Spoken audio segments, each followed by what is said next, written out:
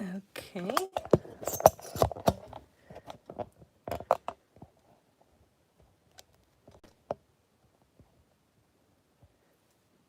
Perfect.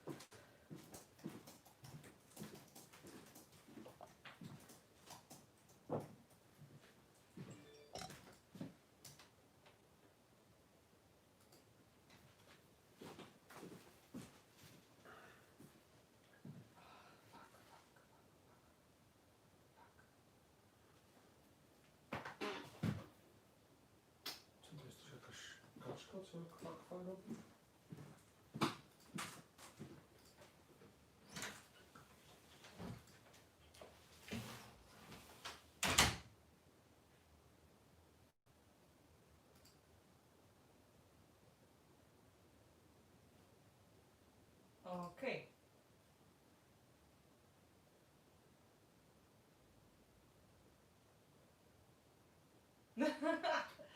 Hi, Terry.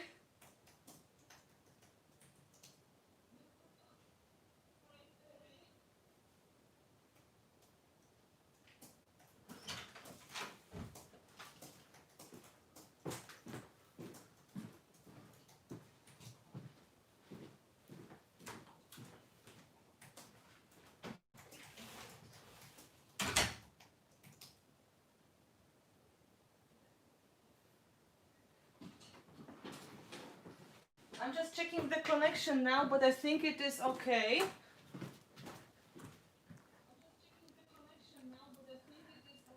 We're going to start in about 5 minutes, maybe a little bit more. I can hear myself, so I think everything is fine. About 5 minutes, maybe a little bit more. I can hear myself, so I think everything is fine.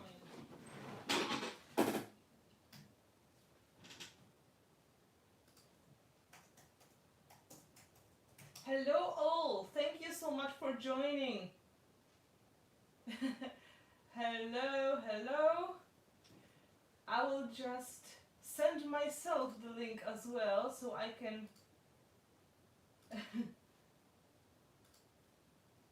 so I can see the chat.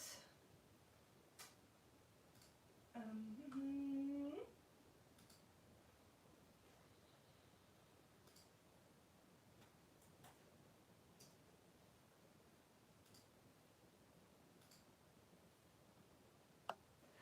Oh, yes, Patricia is from Peru. That's lovely. But we have girls from all over the world here. And also sometimes we have men as well, so you never know.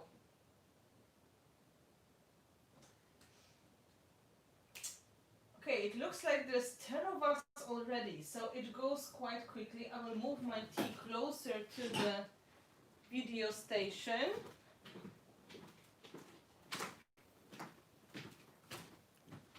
Here I am. Here's the tea. I know it is funny because I keep switching from one device to another.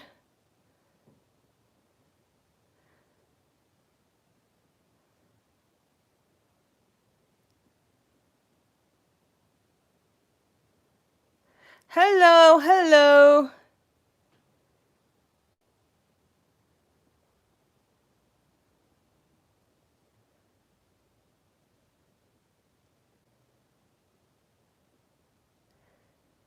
Okay. 11 people. Okay, I think everything works correctly. So, hello everybody. We are going to start in about 5 minutes, just to give the chance to the people who are a little bit slower to join. It's almost 6 p.m. here, so we are very close to the right timing. Hello, Elizabeth. Hello, Carol. Hello, Patricia. And hello, Moika. Oh, hello, Ashley. Yes, Ashley just joined us yesterday. So I'm so happy to meet new patrons on the stream. I'm so happy that you are with us, Ashley. I hope you're going to enjoy it. Hello, Ilona. How is Sweden today? You're ready. Great.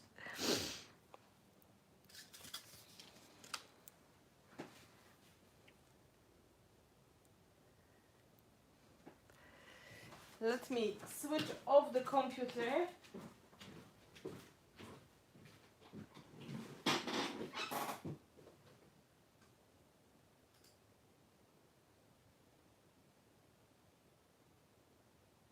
Hello, Blanca. Hello, go to Mexico. Okay, Sweden is good as well. We have beautiful weather today.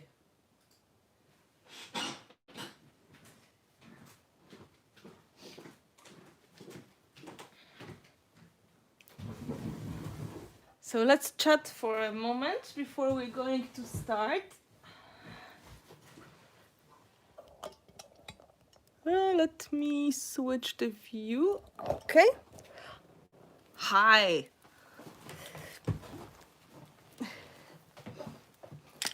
Welcome and thank you so much for joining. I hope you're going to have a great time. And for the new patrons, I just want to remind you this is the series I created to work on the basics of mixed media.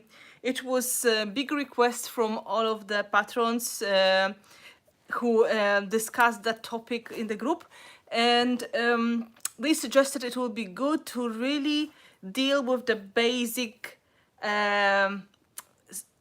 topics such as composition, techniques, ways of working with color, ways of working with certain groups of products, like really breaking that into small sections. And this is what we are doing. This is episode number 4. And hello, Caroline. And previously we were doing streams on composition. So we were discussing the ways how we can place the focal point or maybe make the project without the focal point. We were discussing the ways color and texture work together and how to help the texture to be really visible.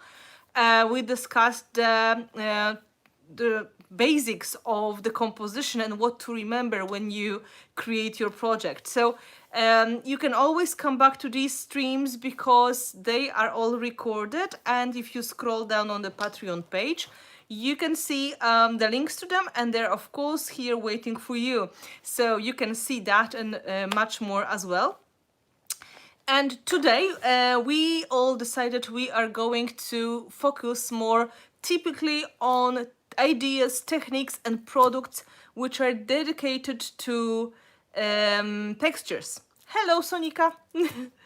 So we are going to focus on different ways of creating textures and which products are going to be they're going to be very helpful. And yes, Lori, I know that was Terry or Lori.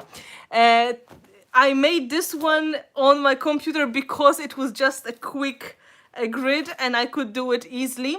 The wonky ones are going to come back once I have to draw something, and this is going to be more fun handout. However, my plan is one day to learn how to do nice proper graphics as well.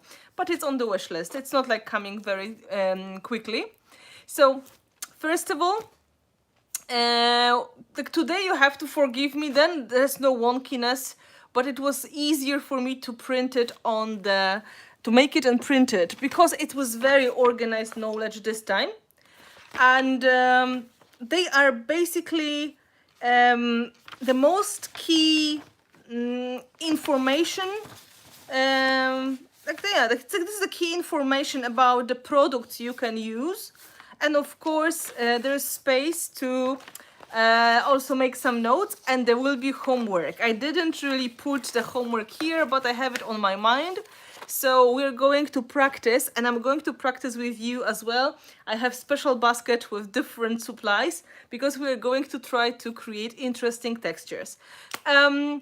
So I gave you the description of the products I made myself for Prima, but this technical information will apply to very large group of products which are on the market. So if I mention sandpaste, it's going to be probably every second sandpaste which is in the shops at the moment. So you don't really have to think this only applies to my product.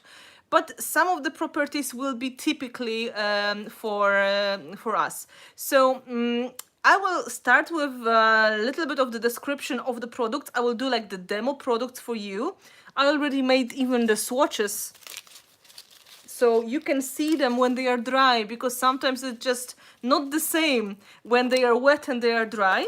And then once we look at the products, we are going to do some creative mixes, and then we are going to get some creative ideas. And of course, if you can see here, there is a huge group of the projects prepared as well to show you examples of how to use it.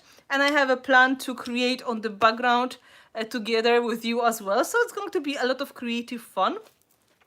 Just to remind you, this is of course recorded, so it is going to be possible to stop anytime you like and come back to this video as many times as you like. Hello, Mona Lisa, great to see you. So we have, I think, quite a lot of people now. And I'm just going to start with this short introduction of the basic products. I have them here in the basket. And we are going to look at them as how they look like and what they can do. And I will be showing their abilities, making small samples as well. So it's going to be hopefully informative for you. Hello, Ida. I have to tell you, today is beautiful weather outside. It is a huge comeback of the summer in Ireland, which is very exciting because we don't have a lot of summer. And looks like this week is going to be over 22 degrees. Oh my God. It is unbelievable. So I still have hope that my lettuce is going to grow. And we are hoping to go for some nice walk somewhere, maybe at the ocean. Hello, hello, sky blue hippie. So as you know, I don't have to be away on the weekends. It's the opposite. I mostly work with you on the weekends, so we can take the advantage and take the weekdays off and go somewhere. So let's hope the weather will be nice, and I will be able to have a nice walk. 22 is chilly, I know, but come on, it's Ireland. We get excited when we see a single ray of sunshine. We get, people get undressed when it's 15. So this is completely different reality. And it is so funny really to compare. We always have those conversations, how to tell the difference between the families, where they're from. It is how they dress the children, because I'm not sure how it is in different countries, but in Poland, or also I think Poland and Slavic countries, when you have a small baby, you usually wrap it really nicely with blankets, and they have little mittens and socks, and they have quite a lot of layers, and usually a little hat as well to make sure the head is never going to be cold. And even in the summertime, when the weather is a little bit chilly, they may be still wearing a little hat. But usually, summertime is only just to protect from the sunshine. But here, you can tell the local baby from the distance, because here it's the opposite way. The kids are getting used to the colder weather since they are babies. So you may have a mom wrapped in the warm sweater, and then the baby will have the completely bare little feet. And that's natural. This is how they get used to the weather, and this is how it works. So usually in the first moments when moms from Poland, for example, come here and they look at the other babies like, oh my God, what is happening? And then the Irish moms are looking like, what's wrong with you? You're going to overheat that child. Remove that stuff. So it's completely different way. So it's really windy. It's really chilly weather most of the time. So here people are used to being, in quite chill weather without any problem. Like they can wear t-shirts for a long time, not being cold outside in 10 degrees. Or just getting wet is not a problem at all. And this is not so easy to get adjusted for some people. So when you are planning your vacation, coming to Ireland or coming to UK, it's good idea to bring your rain jacket. And if you are from the warm country, it's good to have extra sweater as well, even if you're going in the summer. I have no idea what is happening to Nunu, but every time you're posting, you are taken out by auto moderation. I don't know why. Yes, that's like in Norway, exactly.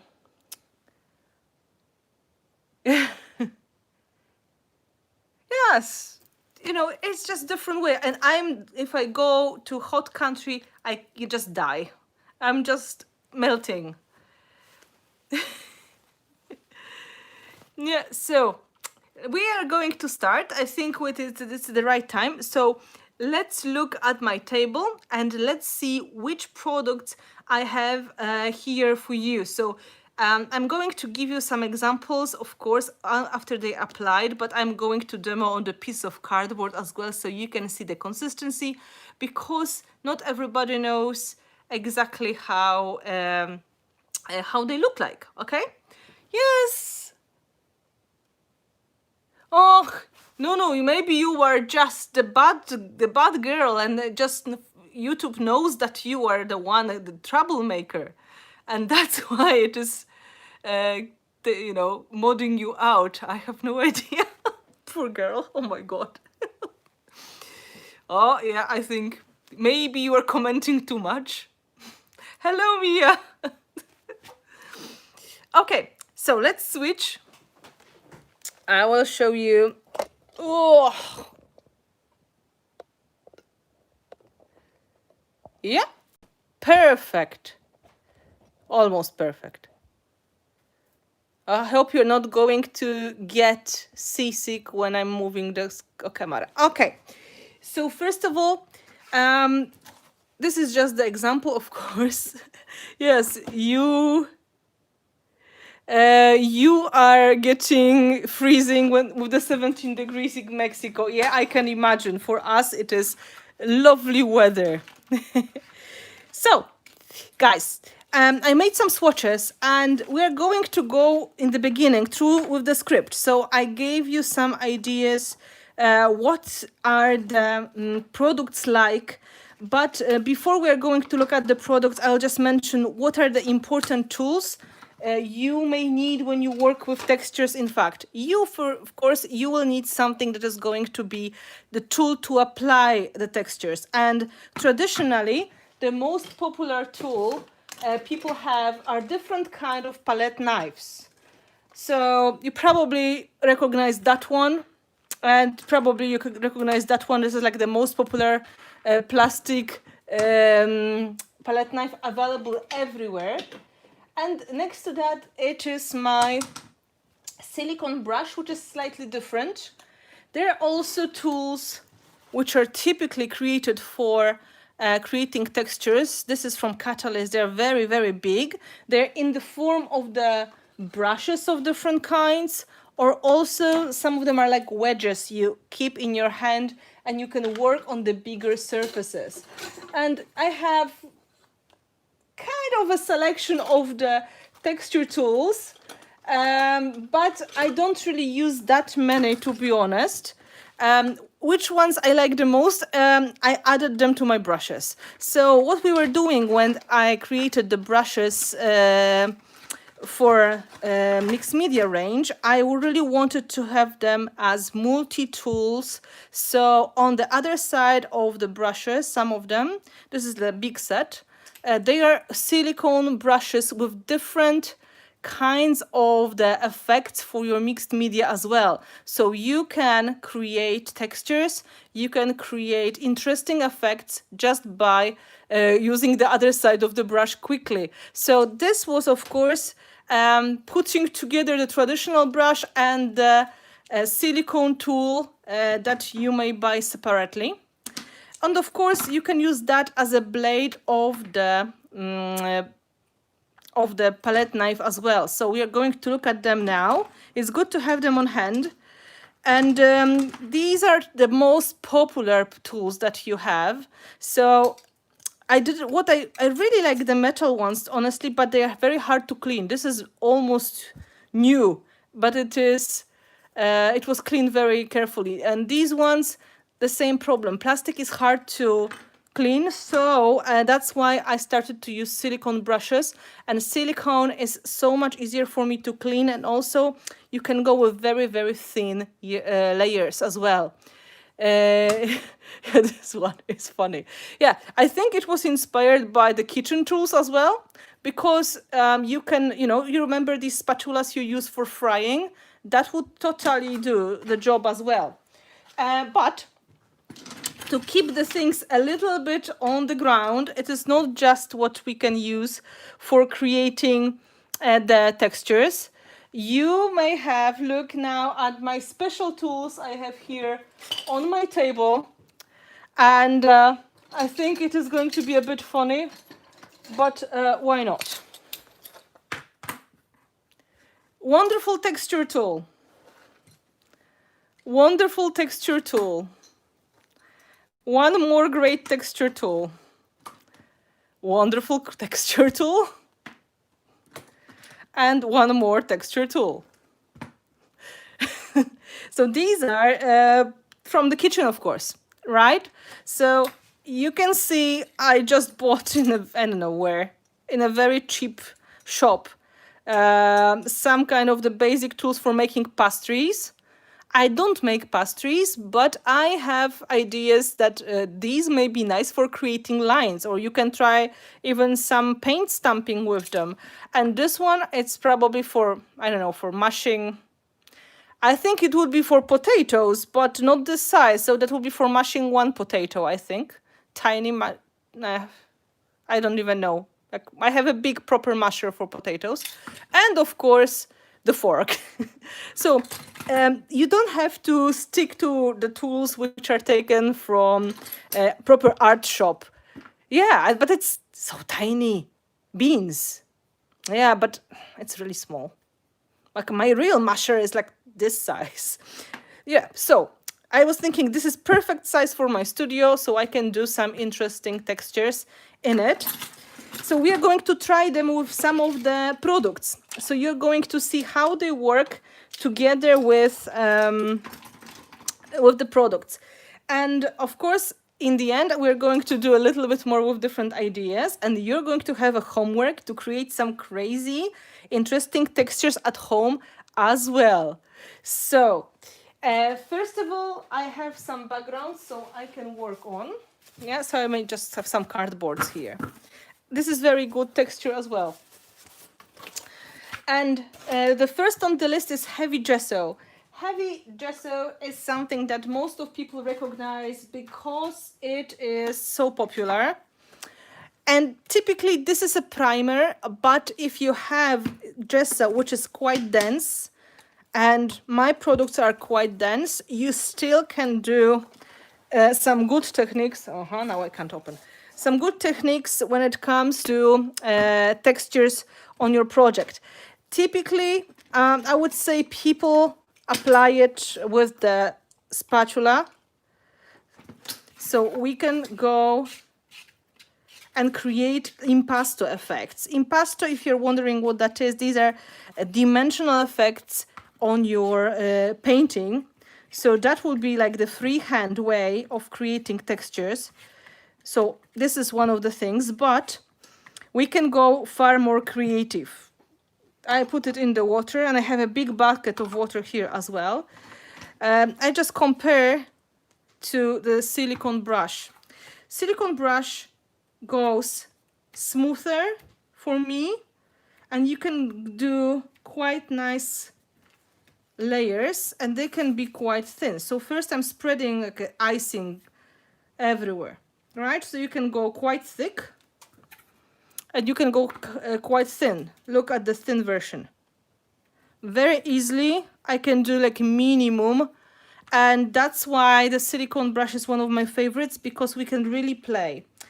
In the notes you have the information that this is not going to be very thick texture.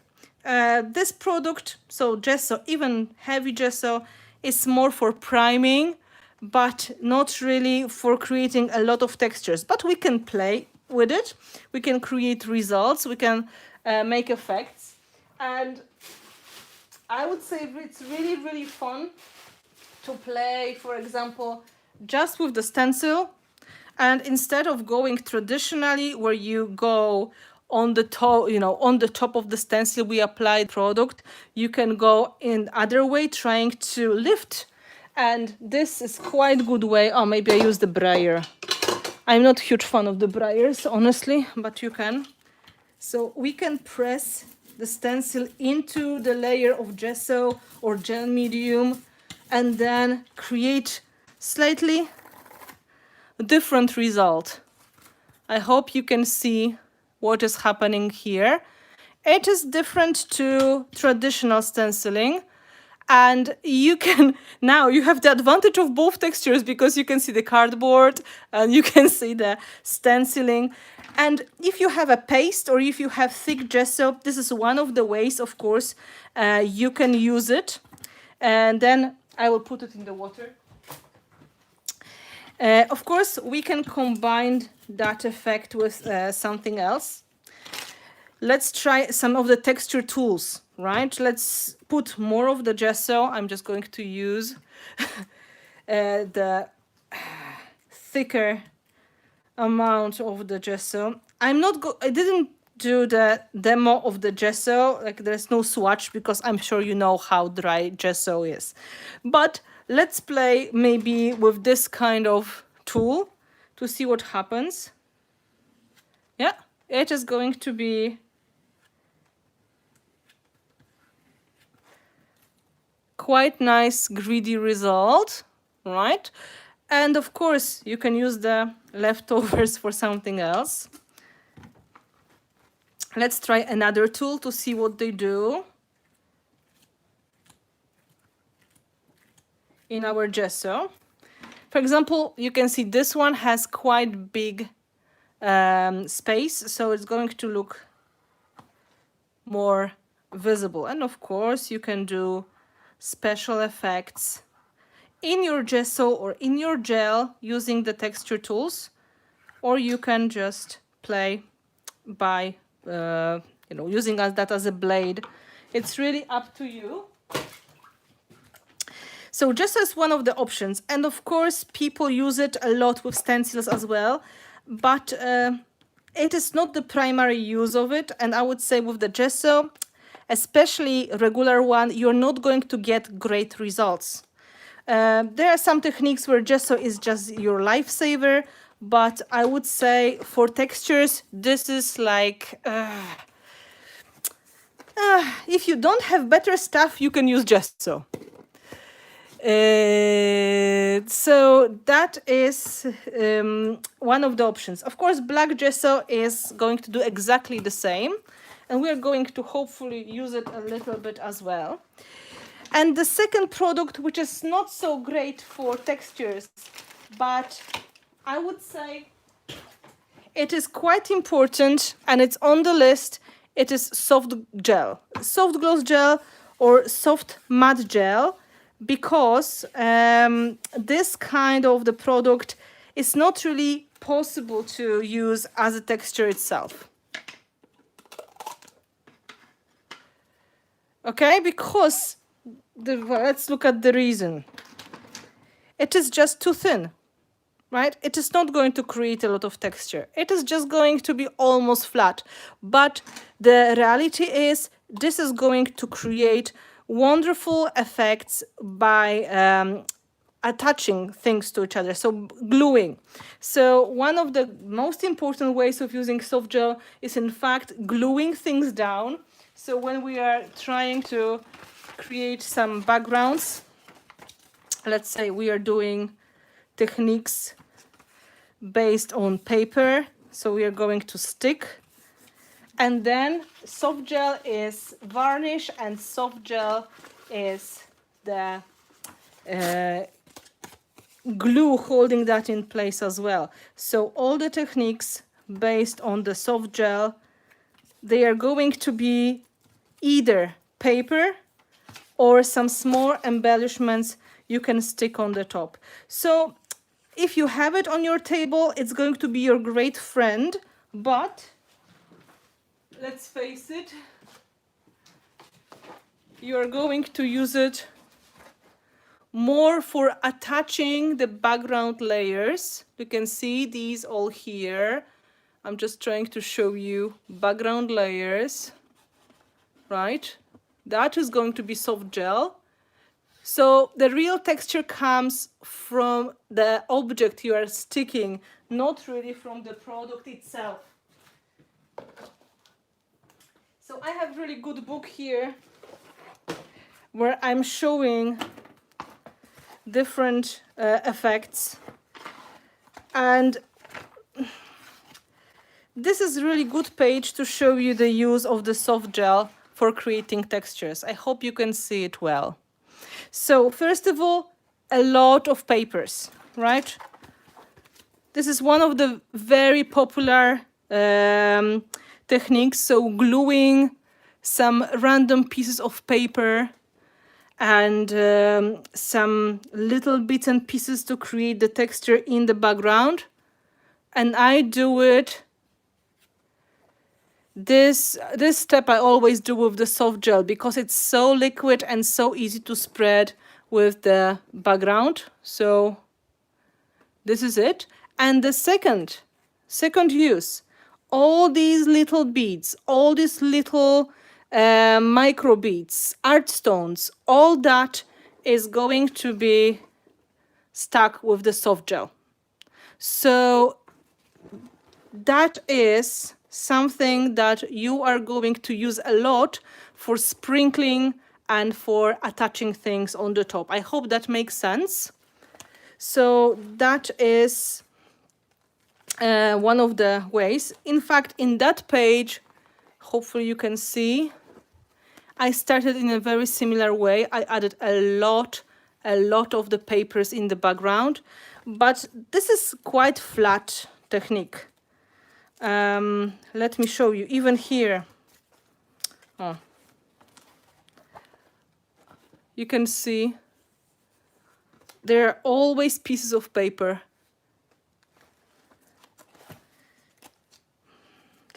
Trying to find another good page to show you. There's nothing here, surprisingly. Yeah, okay. So, soft gel, friendly but not great. This is our next product that we are going to use mostly just for gluing. And gluing is a huge part of the creating textures. So that's why soft gel is here listed as well.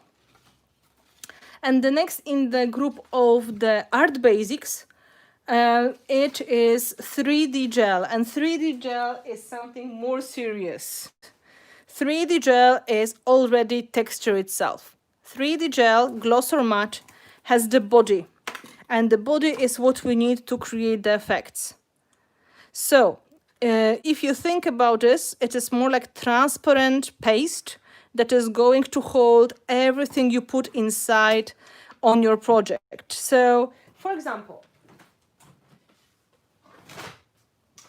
if you're going to use it right away with the tools, your gel medium is going to look like that. Your 3D gel can create a lot of lovely effects. It's going to be transparent. You can use it for creating effects, but in reality, it's almost like glass. So later with the painting, you will be able to get nice results like this. So this was apparently done with one of the texture tools from my brushes. I would say this was this one. Hello, Debbie. Good to see you. This one we used for gesso.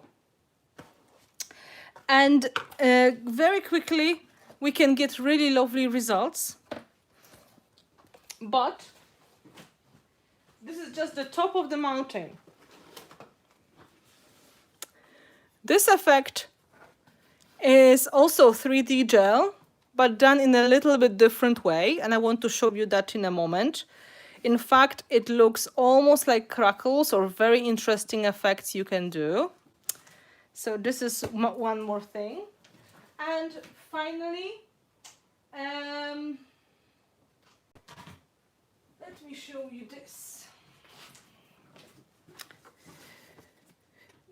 Effects with the heavy texture like that, you can also create with the same 3D gel product. So it is going to be a mixture of different ingredients inside, and this way you're going to get really interesting results. So just to let you know that when I was planning to do my first line for Prima, I was not planning to make any special effect pastes. I was just planning to do the basics line, and that would be completely enough for us to make beautiful mixed media projects. You don't need much more. And in the beginning, I was completely convinced people will get that concept and they can do everything they want with the 3D gel or with the soft gel. But Prima suggested we should have some special effects as well. And I realized people are not so enthusiastic when it comes to mixing things by themselves. And I don't know why. Because this gel is not only great texture as it is, because you can use it with your stencil, you can use it with your palette knife, you can use it the way you like.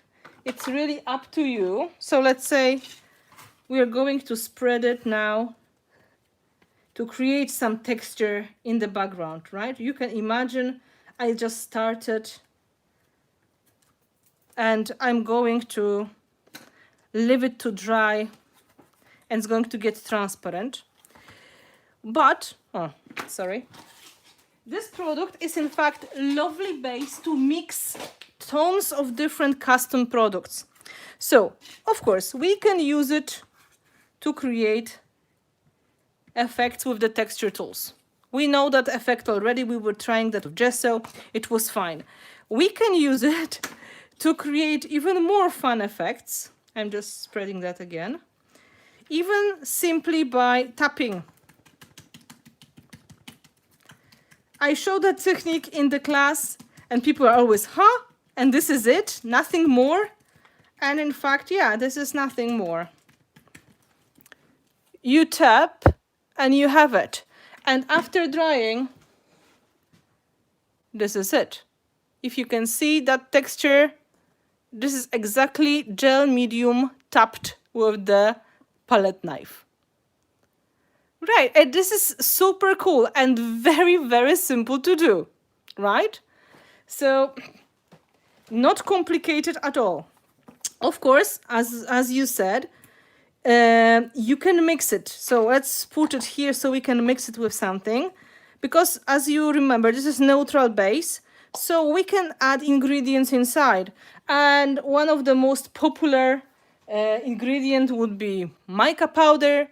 Or the other important popular ingredient would be acrylic paint. Basically anything you like. So if you're going to mix some of the acrylic paint, right, let's say magenta, so it's going to be pink. Soon we are going to create semi-transparent 3D gel. It's going to be quite transparent after drying because the paint is transparent and the product is transparent. So we can leave it here on the side for drying and see what happens later. Of course, we can add some special effects as well. And we were talking we can mix dry ingredients inside, and this gel is perfect for that. So if you're making any notes on the side, I would say 3D gloss or 3D matte gel is like the most universal and versatile product when it comes to creating special effects. So I'm just going to remove the pink. And in one of the classes, the same way I'm creating the glitter paste. So I just use a little bit of the gel and I put the glitter inside. Today, let's do sand paste with mica. Okay? So for the sand paste, we're going to use, for example, mini art stones. They're on the list already. So they are almost like little pieces of grains of sand. So we can put tiny bit of it to create texture, right? And then for the metallic results, we can add metallic paint, or maybe let's do, I have blue mica. Okay, let's add the mica powder. Remember, this is white now, but it's going to dry transparent. So in the beginning, the color may not be the most beautiful because it's so whitewashed, but later things happen. So let me find a clean tool. I will need to change water from time to time. You just mix it. It's good to have a lot of these, you know, containers at home. When you take takeaway food, try not to throw away these cups because they may be super useful. You can already see it is turning metallic. And we have lovely texture inside as well. And this is going to have the same properties as the 3D gel. So this is going to be permanent after drying. And of course, it is going to be completely flexible as well. So you don't have to worry something is going to happen to it. Even if you have leftovers, you can keep it for a long time. So if you are a beginner and you would like to start with buying some of the products, I would say skip the texture pastes, skip the special effects paste, just buy 3D gel and some glitter or some mica, some things that you can use for many techniques. And this way you are going to save money and have huge range of the products possible to use. This is metallic sandy paste. Of course, sand is quite big grain, so my important note is, remember, don't use very delicate stencil when you put a lot of sand in your paste, because with the big sand, it may not be a great result. Just putting that in water again. And that means, you know, these grains, they're just not going to go through the stencil details. So that kind of is logical. And variations here are endless. And we can play so many times. And one of the variations I found and I really like, but I don't have a chance to use it too often, is creating glossy black paste.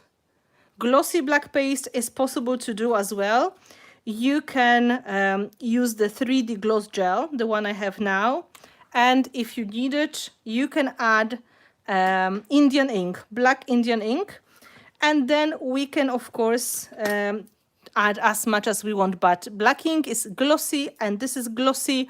And in the end, we have black glossy paint. So let's try the tool for the special effects. Quite nice.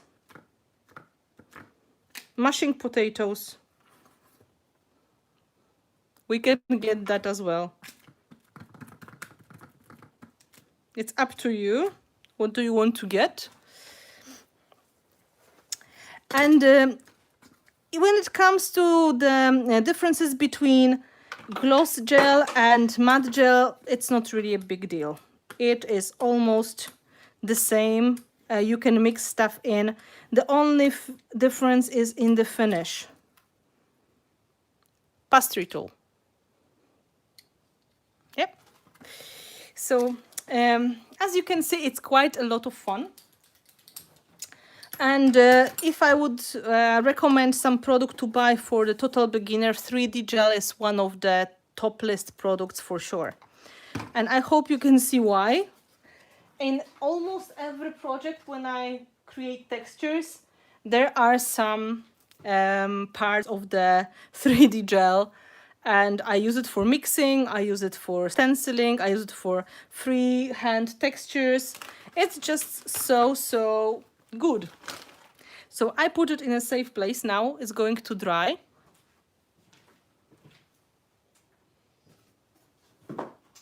And here's a side note again.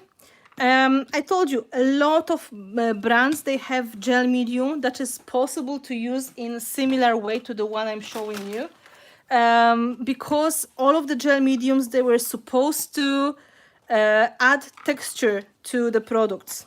So if you have acrylic paint, you can add your gel medium to create almost like oil painting effects on your canvas. However, what is different for my gel mediums, they are much more sticky.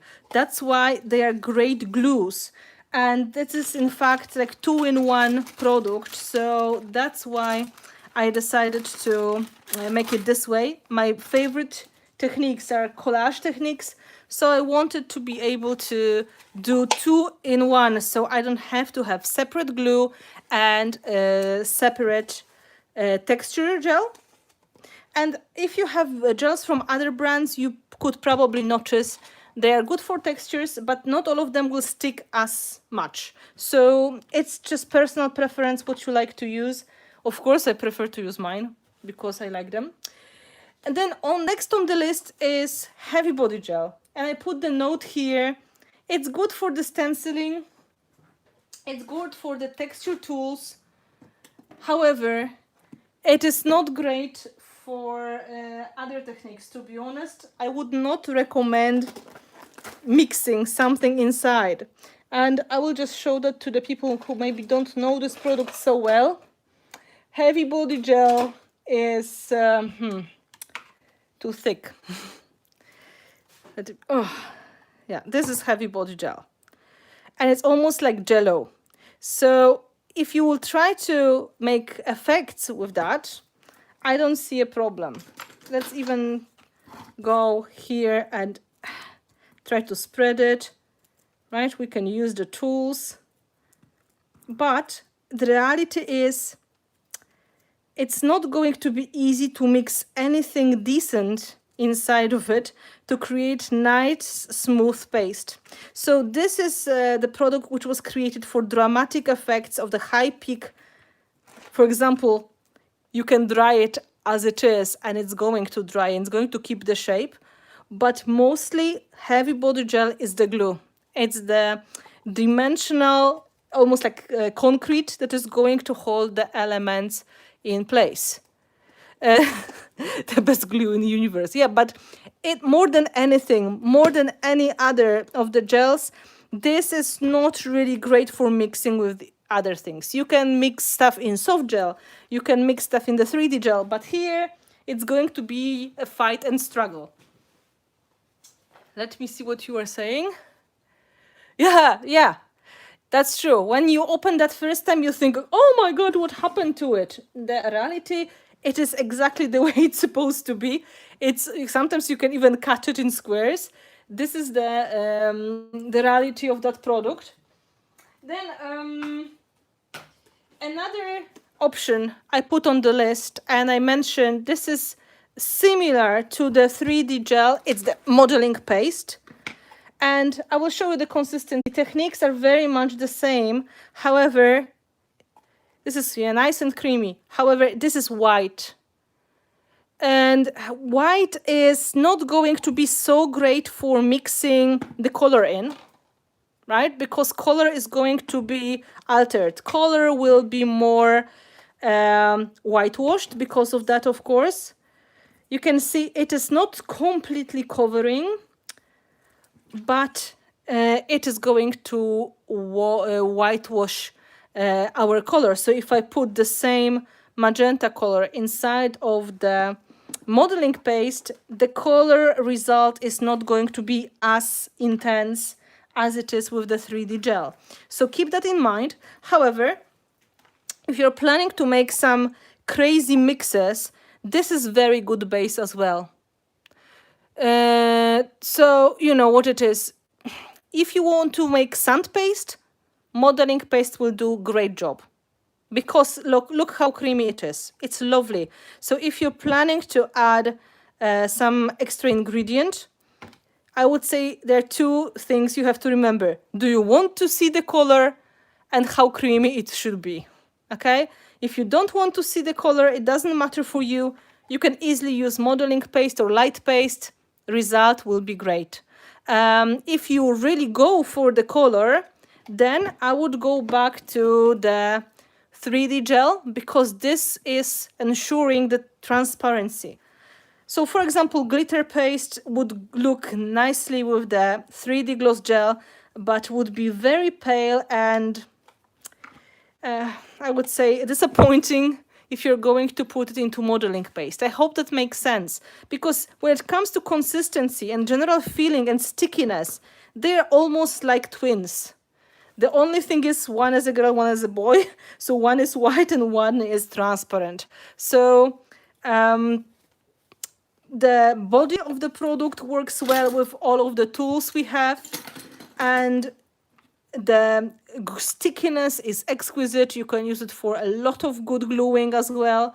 The only difference is in the color, because sometimes we really want to have white paste, and it's good to have white paste. And the same thing happens for light paste, which is on the list. And it's the only difference is it's more puffy. It is more like snow. So you are going to get great results. Uh-oh, I forgot to put the snowflake paste on the list. Oh my God. Silly me. I just need to see if I have snowflake paste here. I do have a lot of products. But snowflake paste, I think I have to get from somewhere. I know, because I don't have it. That's why I forgot. Okay, I will just tell you about it, okay? Yes, light paste takes color really well, and this is because it is having this nice puffy ingredient that is also absorbing the colors nicely.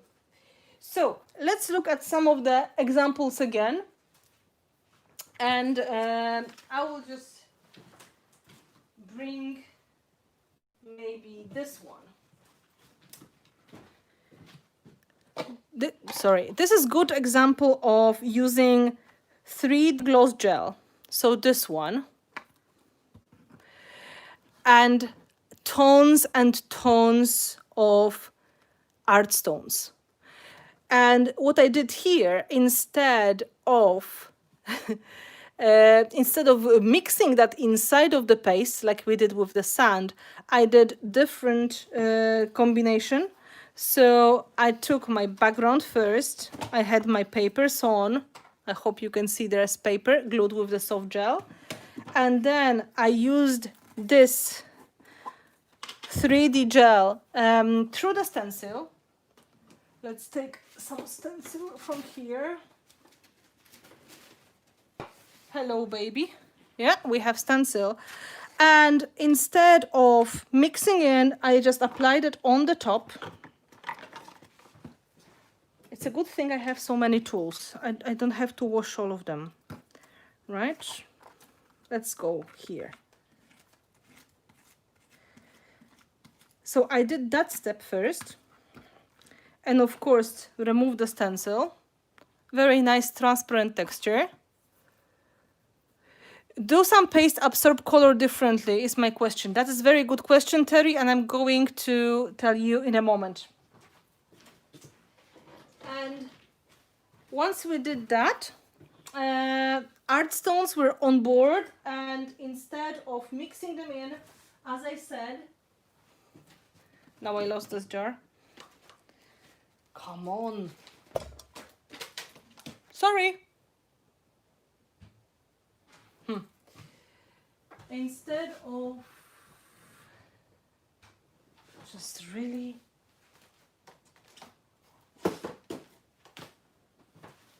it was here. Okay, doesn't matter.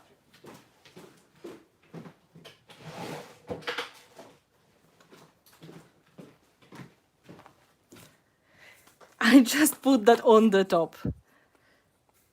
Look. And then, of course, it's a little bit of the careful moves and tapping.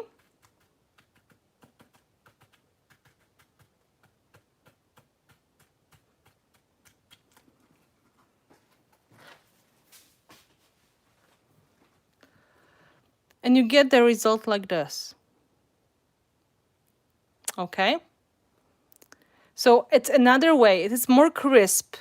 Instead of mixing inside, this is one of the techniques where you can just sprinkle the product on the top and then let it dry.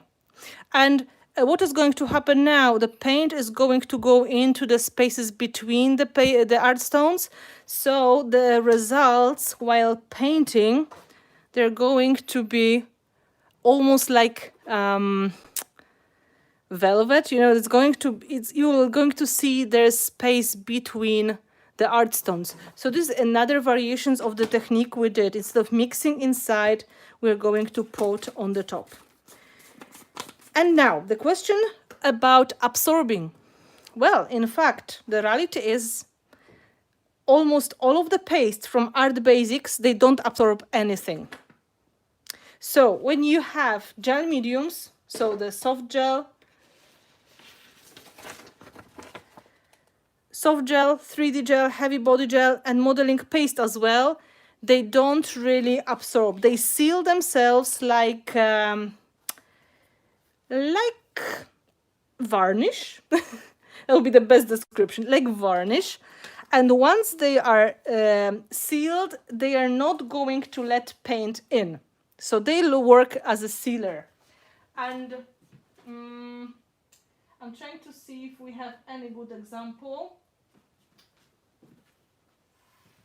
Maybe what I'm going to do, I'm just going to show you on the piece of cardboard.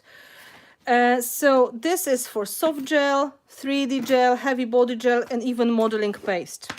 Just a quick demo. They don't really let any paints to go inside. So some soft gel here, some 3D gel here. Of course, the same for the heavy body gel, right? And some modeling paste as well. So from the Art Basics, these ones, they are going to be resisting. All of them. You can paint on the top of them, but the color doesn't stay unless it is permanent. So I would say they are not the great surfaces to work on. And for some techniques, you will intentionally need to put clear gesso on them to make the surface more workable. But if you're using acrylic paints, which are quite sticky, you don't have to do that. So let's give them a moment of drying. And I will have a look if I can find light paste. Oh, here are the art stones, of course.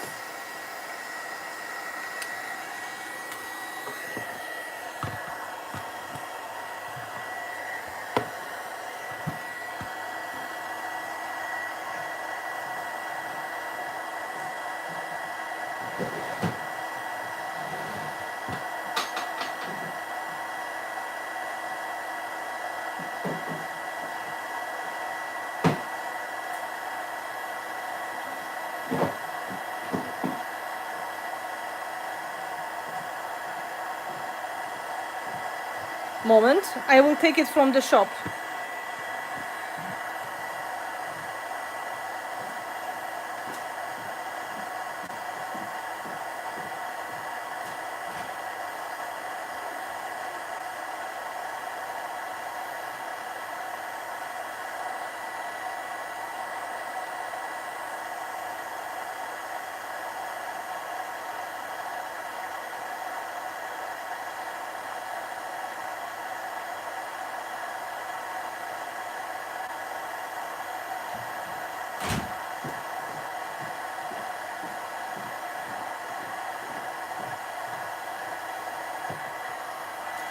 I stole it from the shop.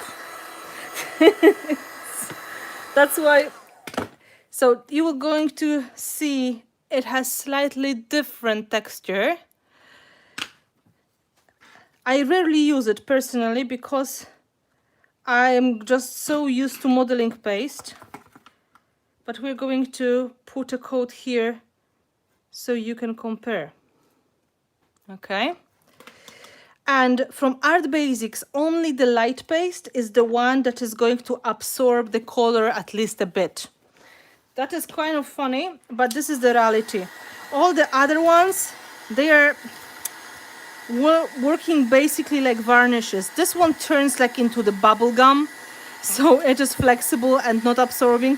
This one has a bit of this absorbing grain, but there is one paste which is great for absorbing the color, and I will show you that in a moment.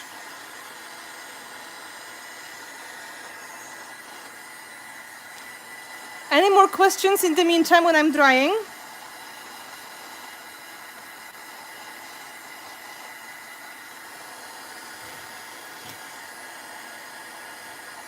Almost there.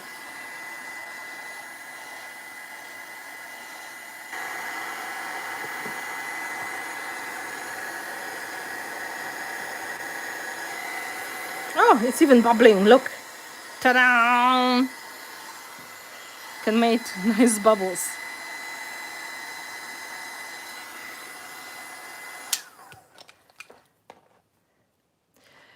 Can you build the soft gel and 3D gel just as high through the stencil? No.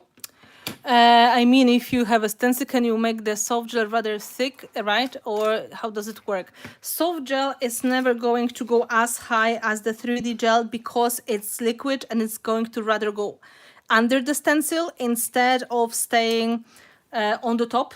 It will try to spread. So soft gel is much more like liquid acrylic paint, and 3D gel you can build really, really high. So maybe let's take spray. That will be the easy way. So I sprayed all of them, and I will now take the baby wipe and I will try to show you how much of the color is going to stay on each product. Okay, so here we have modeling paste. This is the last paste. The last paste is the light paste. Last paste is the light paste. And then 3D gel and soft gel. You can see it is almost completely proof to the color. So here a little bit of this modeling paste, it was able to get a tiny bit of color. And now let's look here.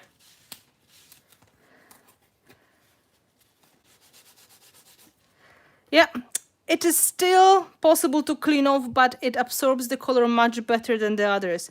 It goes into the cavities. So it is not going to be great.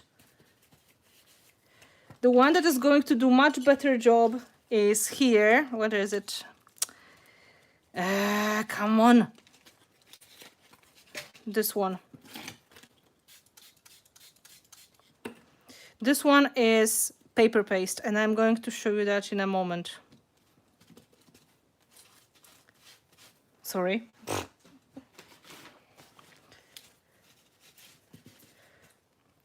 Paper paste is absorbing much more. The more you're going to leave it here, the more it is going to stay.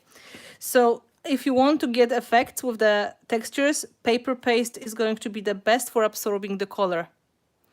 Yeah, so this is the different one.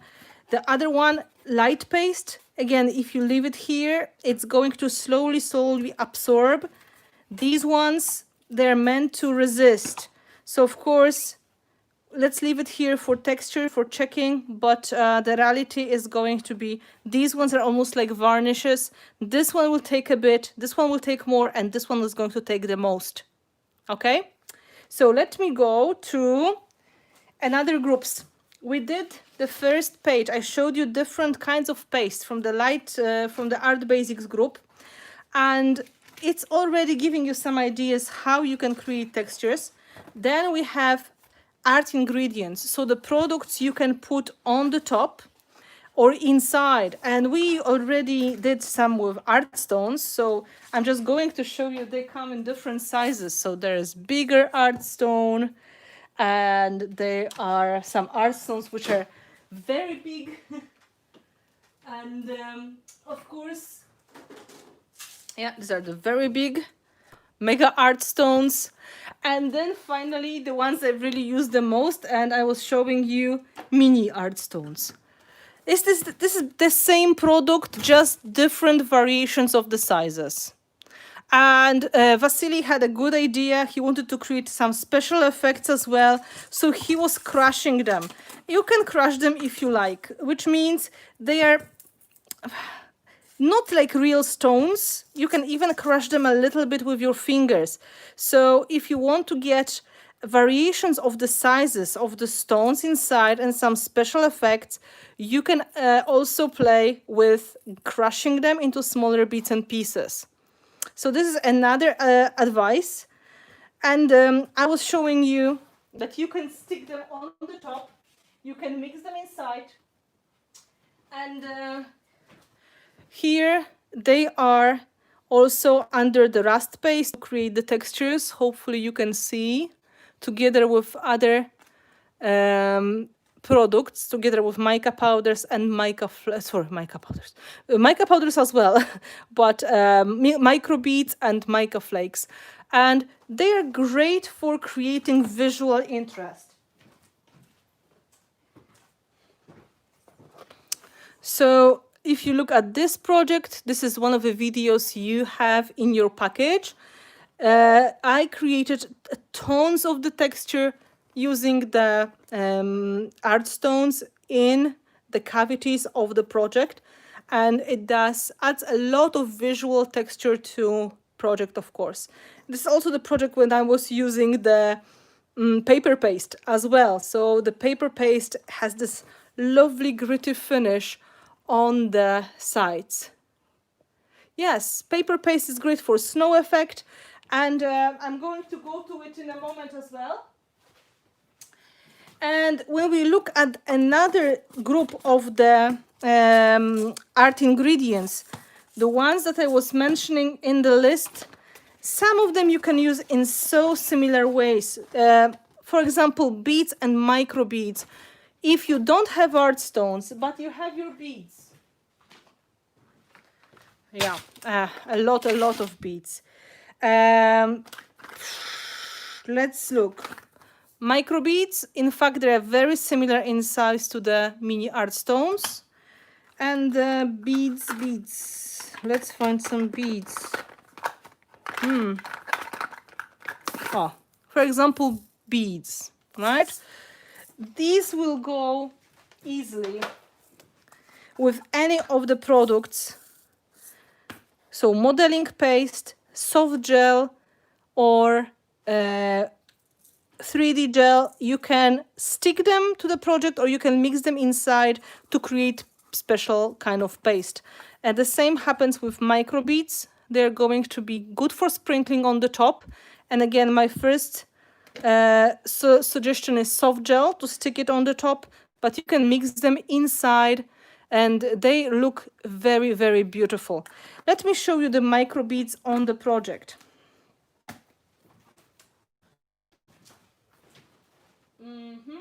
Where is the project with microbeads?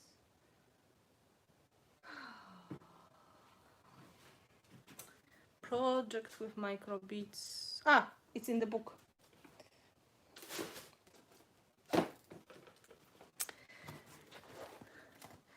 So microbeads, if you look at this combination, it's combination of the regular beads in the natural crystal color. And next to that, they were microbeads in silver. Later, these were sprayed with some kind of, I think, tea stain, and they were sprayed with some paints, but the results are very natural looking. You can even see where the gel is here. Still visible in some parts, the soft gel, which was used for gluing it. Applying them is this as easy as it was with art stones. You don't really have to do much to attach them. They just happen to be quite lightweight and they stick nicely. Here, together with the art stones and microbeads, you can see another group. These are mica flakes. And I think for people, these are probably the hardest to imagine and to use. Mica flakes are something which is quite big and chunky, and people sometimes just don't know what to do with them. So they come, microbeads are metal, yes, and glass, depending on the color. Some of them are metal, some of them are glass. These are microbeads in natural pink color. So microbeads, mica flakes, right? And the ones I used here, they're gold. And I attach them the same way. I add them to the surface using soft gel. I don't see the golden ones, but I can see the transparent. Almost like fish scales. And of course, you can stick them on the top of the 3D gel as well, or on the top of the soft gel. They are super easy to add. It's just a little bit annoying because they're going to stick to your fingers as well. So some people use tweezers. Another from that ingredient group is glass glitter. Again, something that people usually sprinkle on the top, or they put it inside of the paste. Glass glitter is natural, heavy glass, just broken into small pieces. It is absolutely beautiful, and it is great also for jewelry making because it sinks in the resin. But usually we just sprinkle that on the top of the composition, or we put it inside of the gel. So to make it a little bit more real, let's do a tiny bit of the paste with these products, and let's apply it. Small portions of the 3D gloss gel. This is the easiest. Let's make some microbeads in the paste, glitter, maybe let's stick some of the mica powders, sorry, mica flakes, and just to compare, we can create some glitter paste as well. So it's a bit of alchemy now, and I hope you're open to experiments, because in fact, when you have these jars at home, you can create so many results and so many fun things. Art stones, I told you about crushing, and I can put it here. And I have to thanks to Vasily who mentioned that. This was his idea, and he made really beautiful project where he was using the crushed art stones because the texture was not exactly what he wanted, and he made it the way he wanted. So we need something to mix. Maybe I will take the palette. Small, trying to be small. So let's take small portions of the gel medium. And in the meantime, when I'm mixing, you can think about questions when it comes to art ingredients. And then we're going to go to specialty paste and crazy ideas. Okay? I have to ask you now, because we have a moment, what is your favorite kind of medium, art medium? Which one you use the most?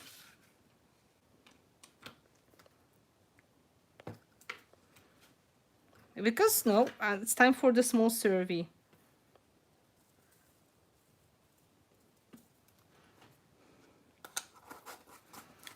So, glass glitter.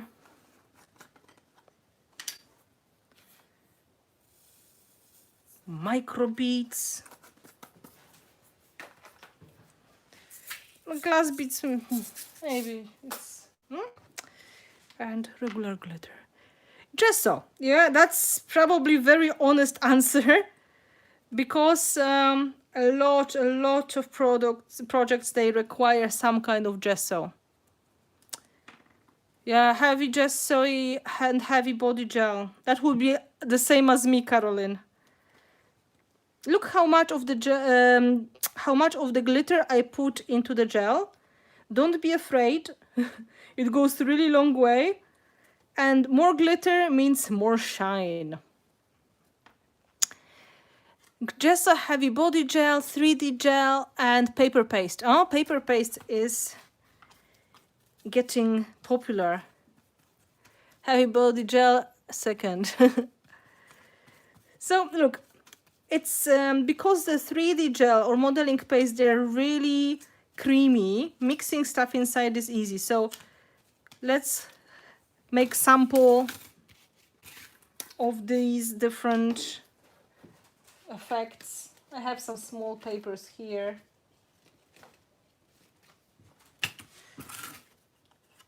Art stones also, just on paper paste. Good.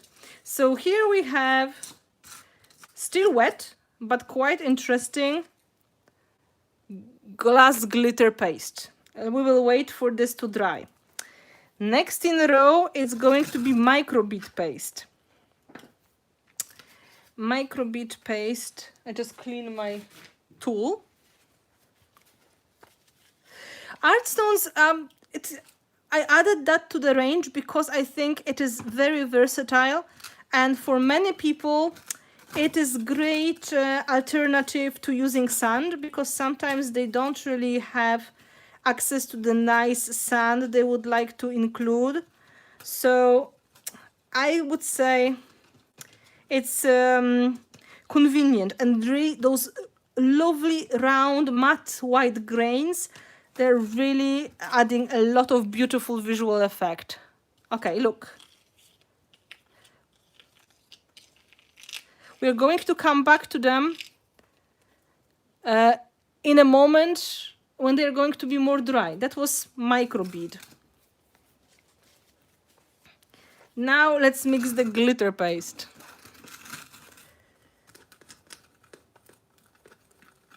Of course, you should not sneeze. That's why I never really wanted to have glitter paste, like regular glitter paste in my range, because it is so easy to do. And you can make endless combinations at home when you have some glitters, which is quite not expensive art supply. And I understand the special kinds of glitter to get like really cool effects, but just simple glitter paste, I didn't see a point. That's why. And remember, this is going to get transparent. This is just the beginning. How simple was that? Anybody can do it. I believe anybody can do it. And it's just putting one ingredient inside of the base. I mixed two colors because I believe 2 or 3 tones of glitter are going to work better than just one flat color. I think this is just visual interest, so this is not so flat. I will try to clean it up a little bit, and we're going to stick also the mica flakes so you can see them in real life and not just on the project. I'm throwing away tons of the gel, but you have to forgive me. I don't have the time to clean everything properly, so please forgive me. Okay, and let's stick a bit of the mica flakes.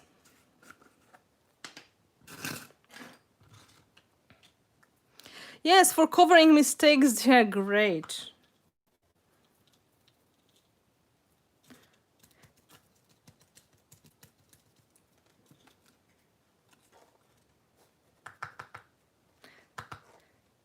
If you're not sure, you can always seal them on the top as well. After drying with the soft gel, they're going to stay even better. Hello, Lynette. You are not so late. We were waiting for you. And there's one very special product I want to show you, and it is mentioned on the list as well before we're going to go to specialty pastes. And it is called texture powder. Texture powder is a sister product to art stones, and it is powder that is going to turn any kind of paint into paste, or it is going to make your paste thicker. So let's compare what happens here. I need I need some acrylic paint. Let's take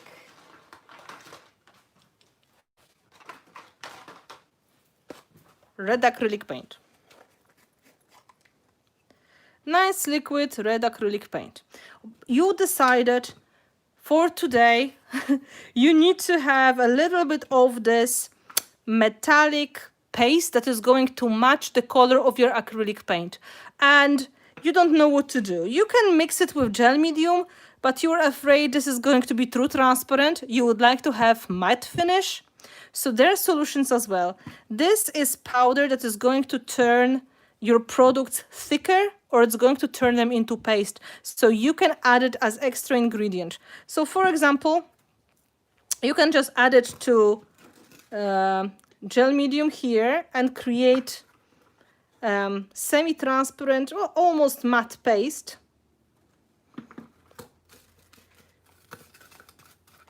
It's almost like very fine sand, I would say.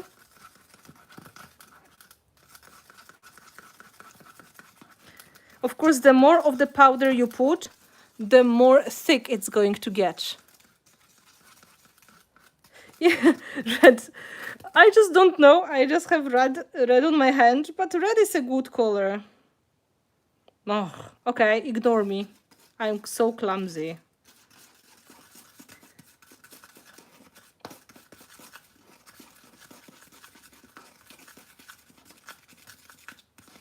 Okay, so let's look at the result.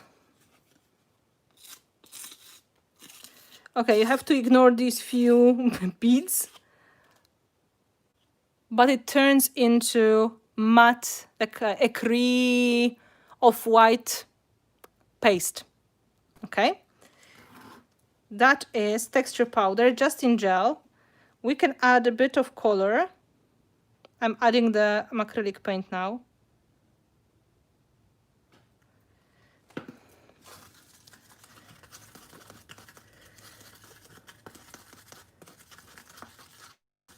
Mixing that nicely.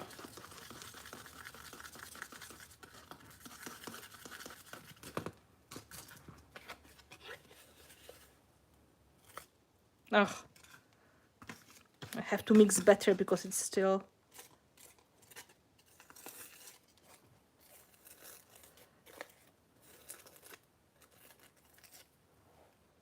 And this way we have metallic.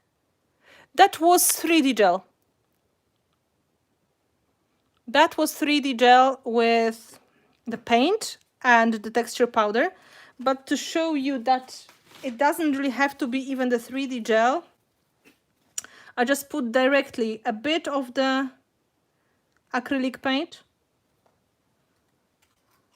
straight from the jar. Yeah. Why is it called 3D gel? Because it's three-dimensional. That was my thinking behind it. It is adding dimensional effects to the project, and had to come with the name so that will be easy for people to recognize what it does. So the soft gel is liquid and soft, easy to spread with a brush. 3D gel makes 3D effects. So makes this effects with the stencil or creating pastes which are dimensional. And finally, heavy body gel is like super heavy and possible to create really extreme effects on your project. I hope that makes sense. Because people were getting confused with the names such as fluid gel or just gel medium and so on, because it was hard to describe. Yes, 3D gel is thicker. It's much thicker than soft gel. And then finally the heavy body gel is the thickest. Okay, let's add the texture paste directly to the paint.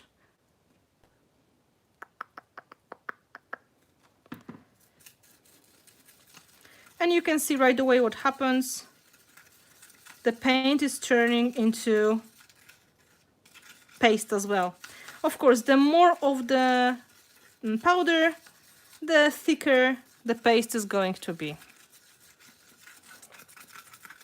very useful product if you need to get a lot of results and you don't have as many of the specialty products on hand. You can make your specialty products by yourself. I just need to pick it up.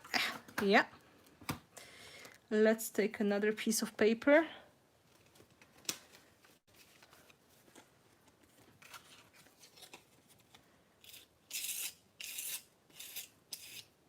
You can hear the sound.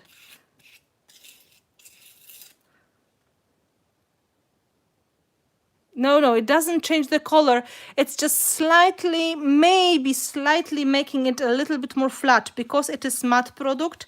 So it is like tiny alteration, but it's really adding a lot of the possibilities to your craft table, because you can use your paints, doesn't matter, metallic or regular, into pastes of different kinds.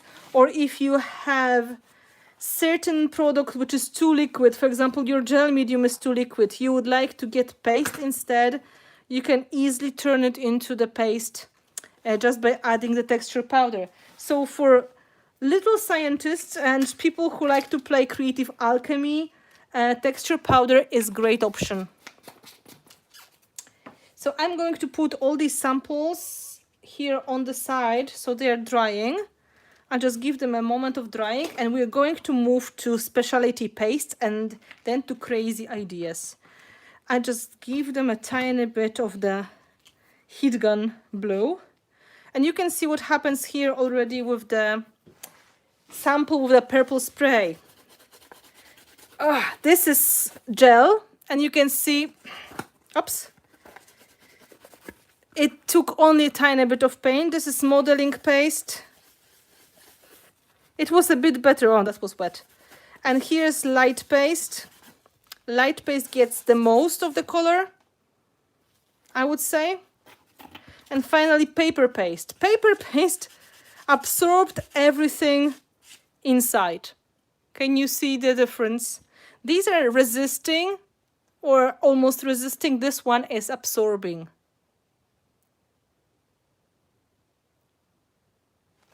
Yes.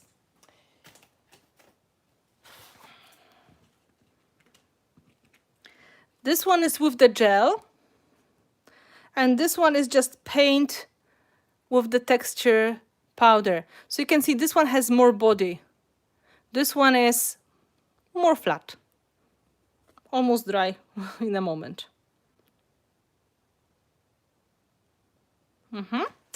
I will just dry it a tiny bit. So it's going to be ready soon.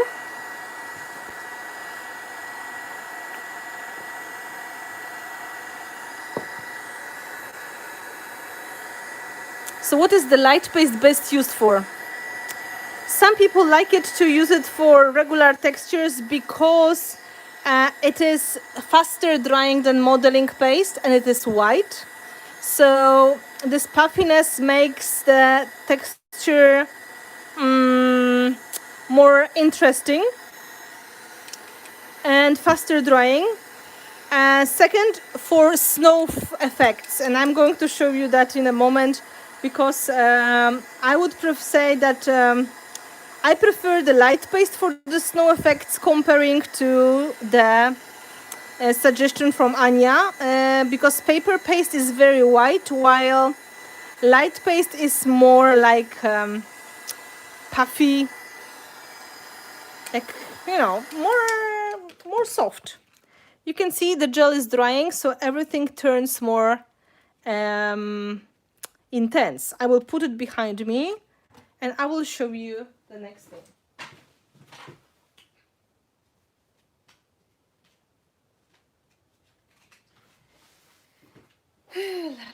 Light paste. Light paste, I told you, it is puffy. What is the snow effect? Snow effect is the imitation of the snow for your project. And I would say the best results you're going to get either using light paste or the snowflake paste. And I just need to find the lid here. And we're going to look into that in a moment. I hope I have snowflake effect paste.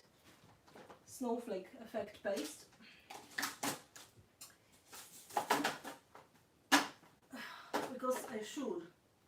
I have crackles. But my life is never-ending surprise.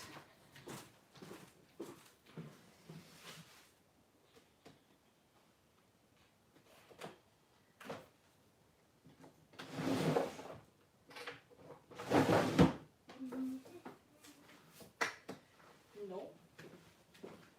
And again, I have to steal.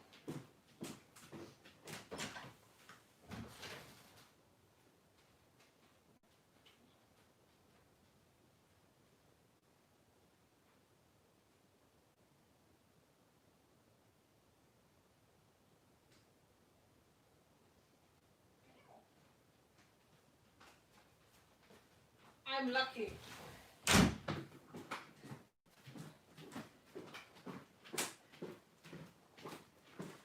I totally forgot to put the snowflake paste on your list. It's going to be the one that you have to add yourself. But we're going to compare these two in a moment, okay? So you're going to think what is the imitation of, what will be the best imitation of the snow. And we were talking about ingredients, so the things you can put inside of your pastes, or you can put on the top of your project to get really nice and eye-catching finishing touches. I didn't include the rust paste in this product because, or in this list, because this is something slightly different. It's more paint than the texture paste. But if you're interested in the rust paste, you let me know, and I will try to make some kind of presentation in the future. But you know already that my intention in the beginning was to really not create the next group of the products. I wanted people to create the effects at home themselves. I wanted them to get some ingredients, so some sands, some art stones, some glitters, and use the gels or pastes as a base and create their own favorite mixes. But after some time, I realized this is not possible. And I had to change my mind. So what happened? We started to create various products which are going to be answers to the different needs. And of course, one of the effects you can't really imitate with anything else, even if you have very good stencil, even if you are ready to wait and create some special techniques. It's just not possible to imitate crackle. Crackle is one of the things that add true magic to your project. This is vintage effect. I'm showing you just the project that was not even shown to anyone yet. And you can see I created results with the white crackle. White crackle is the most forgiving one. It comes in a big jar and it's back on the market. So many of people, they're excited because it is back. And crackles are really good. And because crackles are moody, I have to give you some advice on the crackles. There are two crackles which are going to stay on the market. We plan to keep them and then discontinue the metallic ones. So the clear crackle and the white crackle. I am thinking I don't really have a sample of the clear crackle because it was away for a long time, but I can show you the white crackle on some projects. And this is going to be slightly different in the way it behaves. Also, clear crackle that we have now is a bit improved. So, two important things about the crackle. Crackles, they don't like to be rushed. They don't like to get any special treatment. if it's possible, you should let them dry naturally. This is super easy to use product because you just put one coat and you leave it. So you can see this is the result of the white crackle, which was later painted with acrylic paints. And what I did, I just put a coat on the top. I have it on the white and on the black paper and let it dry naturally. And the same here. This is white crackle. Two important tricks. If you can let it dry naturally, it's going to crackle better, which means it's going to have bigger crackles. It's going to have maybe variations of crackles. And also the second important trick, you can see the difference in the thickness. If you apply in a thin layer, your crackles are going to be small. And the big, thicker parts, they are going to get bigger crackles. So that is, when I was applying, I left the middle thicker and then the outsides thinner. And the same happened here. This was thicker and this was thinner. So you can see to get this result, I went quite thin. Okay? Yes, this is the project that I didn't want you to see before. And it is in fact the project I planned to be in-person class. But now, I don't know. I'm going to show you later this month anyway, so you have a start. You can have a look. So, just to maybe show you the application, so you're not going to feel so afraid. I would say white crackle is the most forgiving one because it dries quite quickly and it doesn't even mind if it's going to be dried a little bit with the heat gun, which is pretty awesome. Because in the classroom, you don't have the time to let it dry naturally. And if you dry from the very far distance, it's going to go okay. But what I do at home, I take the project, I take it to the kitchen, put it close to the hot stove, and I leave it for 20 minutes, and the crackling starts. Okay, so how thick is the thick crackle? Like this.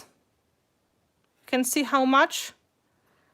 This is going to be like icing on the cake, not really skinny version. You have to have some dimension here, because if you don't, nothing is gonna crackle, because the crackle happens only inside of this product. So when it dries, it shrinks and then it creates those crackles in a nice deep effect. So if you want to get deeper, more dramatic crackles, you have to put thicker coat. I hope that makes sense.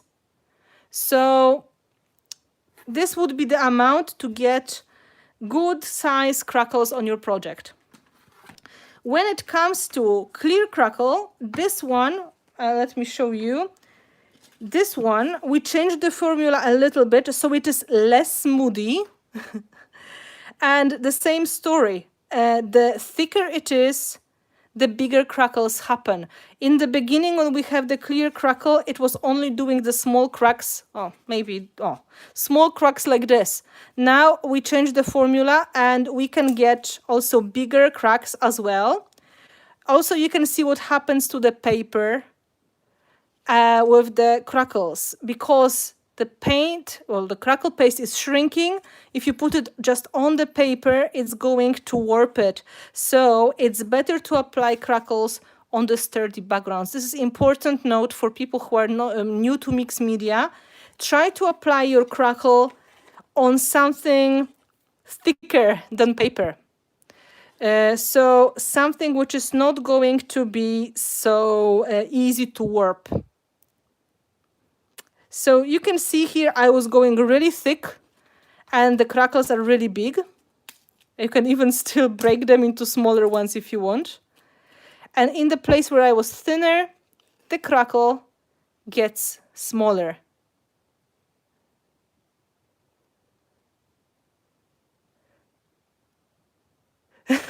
Thank you. Oh my God. So the same story. If you want thicker, if you want more dramatic effects, put thick coat. If you want more like ice sugar effects, put thinner coat and just let it dry, hopefully naturally. And this is going to give you a good job. And what is in the notes, and this is important, this product doesn't like to be mixed with anything.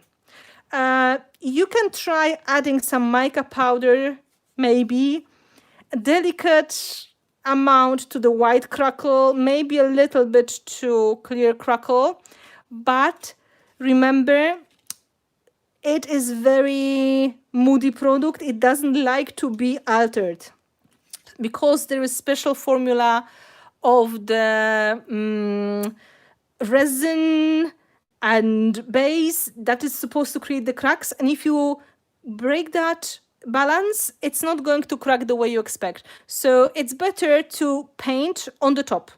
So if you're wondering how it's going to absorb the color, white crackle is matte, so it is okay to paint right away even without gesso. This one is glossy, which means it's better to add coat of clear gesso if you want to paint on the top of it, because anything glossy looking like plastic means it's not going to like the paints.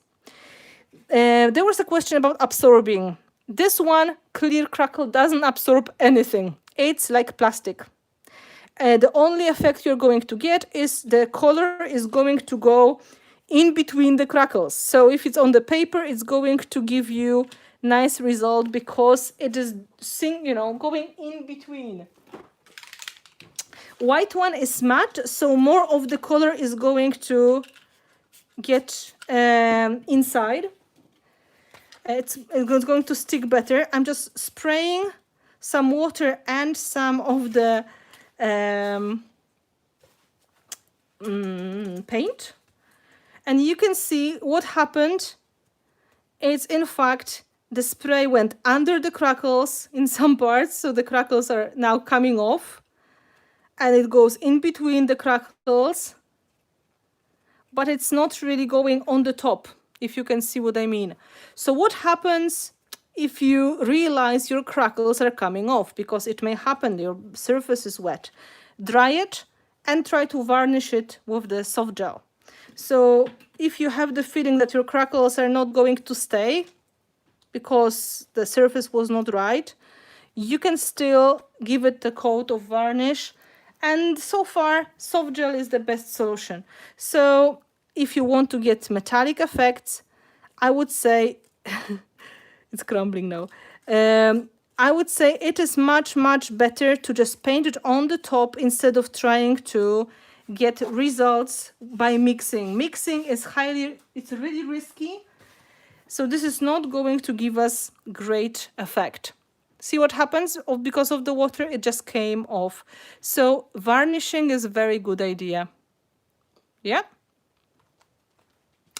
The clear crackle is usually something you put for special effect, not exactly in the very background. Usually people want to see it and they want to see the shine of it.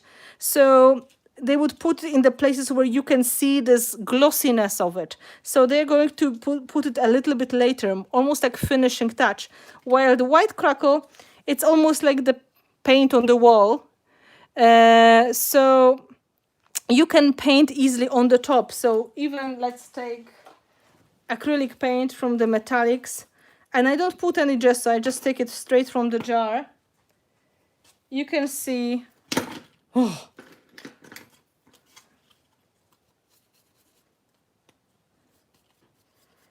it's quite easy to repaint. Yep, very nice result. So with crackles, you have to be careful. You have to be a little bit more confident. And if you are not confident, remember it's good to try the product first before putting that on your precious project. So remember, good advice when it comes to varnishing. If you can feel your crackles are moving, varnish it on the top first. And you can see what happens when the water gets in. This is just going to separate, especially from this paper apparently. Won't probably separate so much from the cardboard or from the canvas, but it's good to know your product a little bit. Okay? So the crackles we have covered. So this is another crackle. Yeah. Now we are going to go to more fun stuff. These are more familiar products, I think. So sand pastes of different kinds and graphite paste. I made swatches already, and consistency of them is easy to predict, I would say. No, it doesn't. The crackle in the jar lasts for quite a long time, and it's really quite a wet product, so it doesn't really crackle in the jar at all. It would have to be very long time. So we use the clear one after applying the paint if we need to show a crackle effect. Yes, Mia, that's what I would do personally, because it may go under the acrylic paint, but it's going to be completely covered unless you're using liquid acrylics and you're going to see the shine. If you want to see clear crackle, I would do the painting first, and then I would crackle that on the top, and then you get like, you know, this sugar on the cake breaking, and this is really lovely result.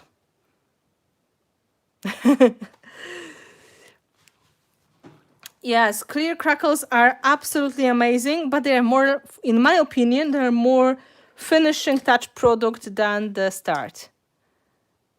Ah, how did you apply the crackle to get so small crackles? I'm trying to... just with the flat brush. I took the brush and I painted that with the quite thick coat of the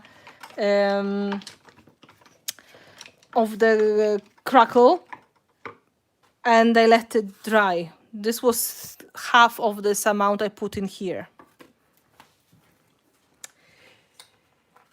As far as I remember, it was 6 months ago. So I just did it with a flat brush, not really palette knife.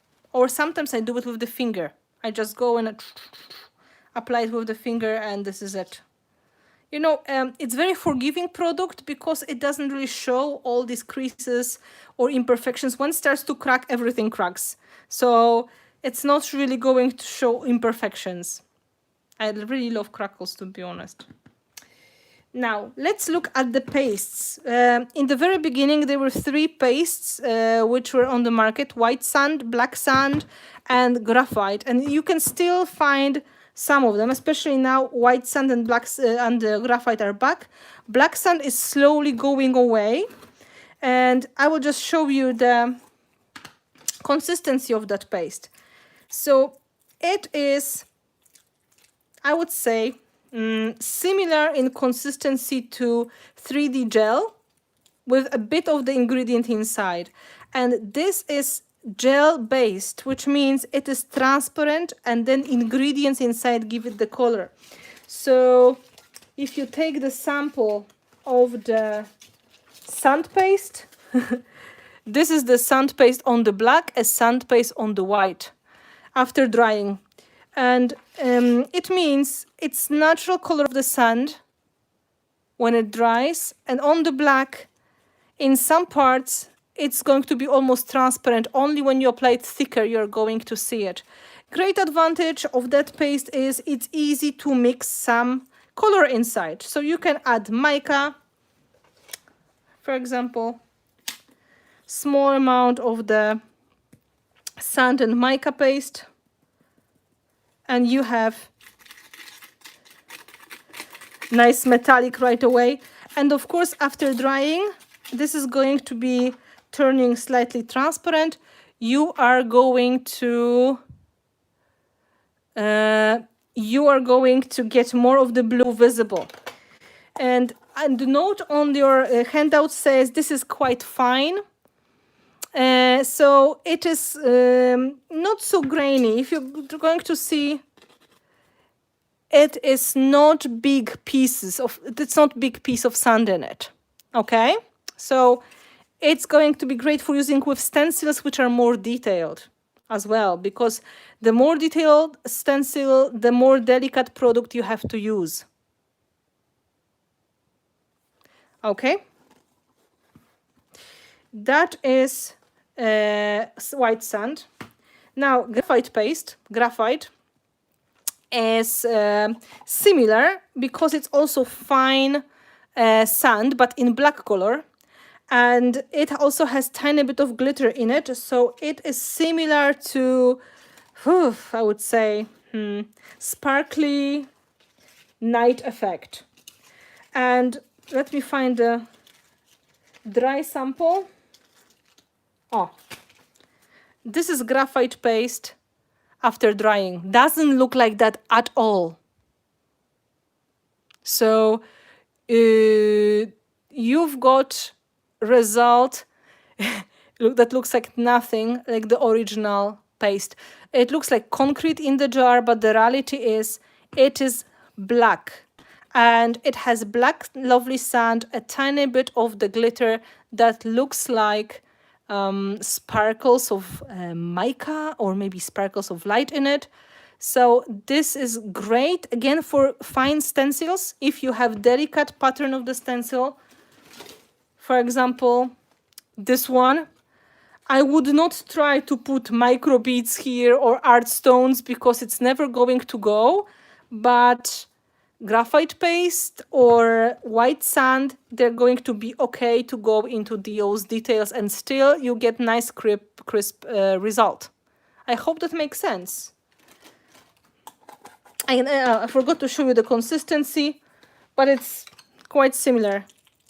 Creamy. It's creamy. And the important thing on the pastes, if you have your things to in the jars and you notice they're getting thicker, don't wait. Put some liquid medium inside or clean water and stir it before closing, because the more you're using it and less is in the jar, they start to dry out slowly. So if you notice the paste is changing drier and drier, even water is going to keep it fresh, and you're going to enjoy the jar of the product longer. Some people leave the jars of products for many months, they never check on them, and then when they open, they are getting hard. Yes, we discontinued 3 kinds of paste, so the set of the stone effect, and we also discontinued the black sand, but because we have it still on the market, I'm going to show you that. It's just not as popular. It's not as popular, and I have another ones that can replace it. Black sand from the same family, again, doesn't look like, hard to open. Doesn't look like the product after drying at all. This is a bit older, so you can see it's getting thicker. You can hear. Yeah, so it's still okay. Look what happens. But I'm going to take it out, let's say here on the piece of cardboard. Of course, I should add water before closing to make it softer. This is good habit if you have drying out product, to add some water. But let's say we want to use it.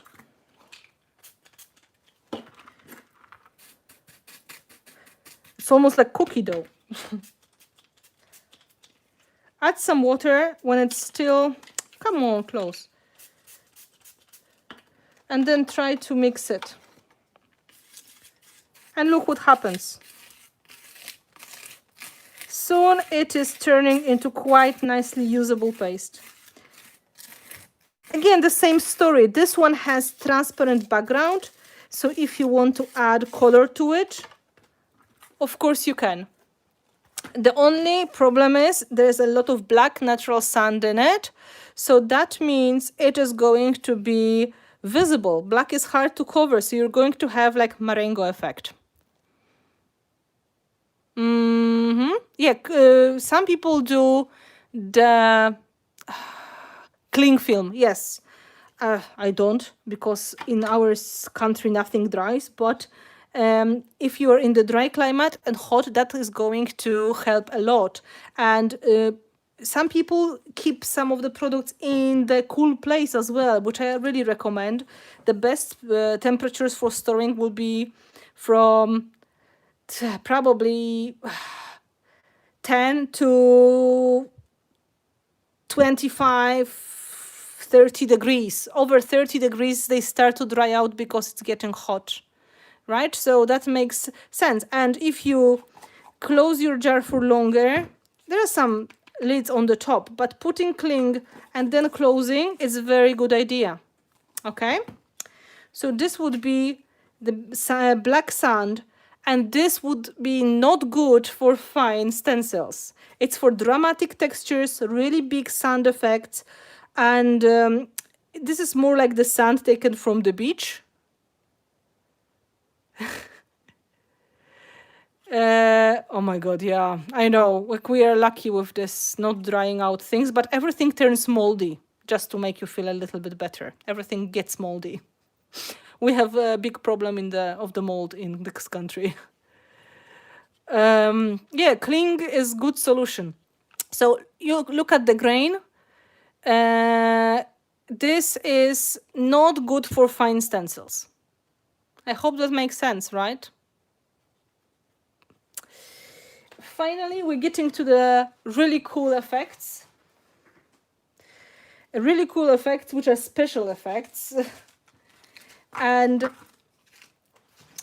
these are the pastes which some of you mentioned before. So one of them is golden nugget, unicorn effect, icing paste, and paper paste. Paper paste we already explored a little bit, talking about absorbency. All of these, except paper paste, they are based on gel medium, so they're basically resisting to the colors the same way as these ones. Whatever contains gel, it doesn't really absorb color in. I hope that makes a lot of sense. So you can mix color inside easily, or you can paint on the top if it's sticky, but spraying or watercolor is not going to be very successful. So if you want to change the color of the pastes, which are based on the gel, so sand paste, graphite, or these, or unicorn, or the golden nugget, it's better to use paint, which is naturally sticky. So instead of watercolors, I would recommend acrylic paints. Yeah, mold. Generally, mold is the problem of Ireland and UK.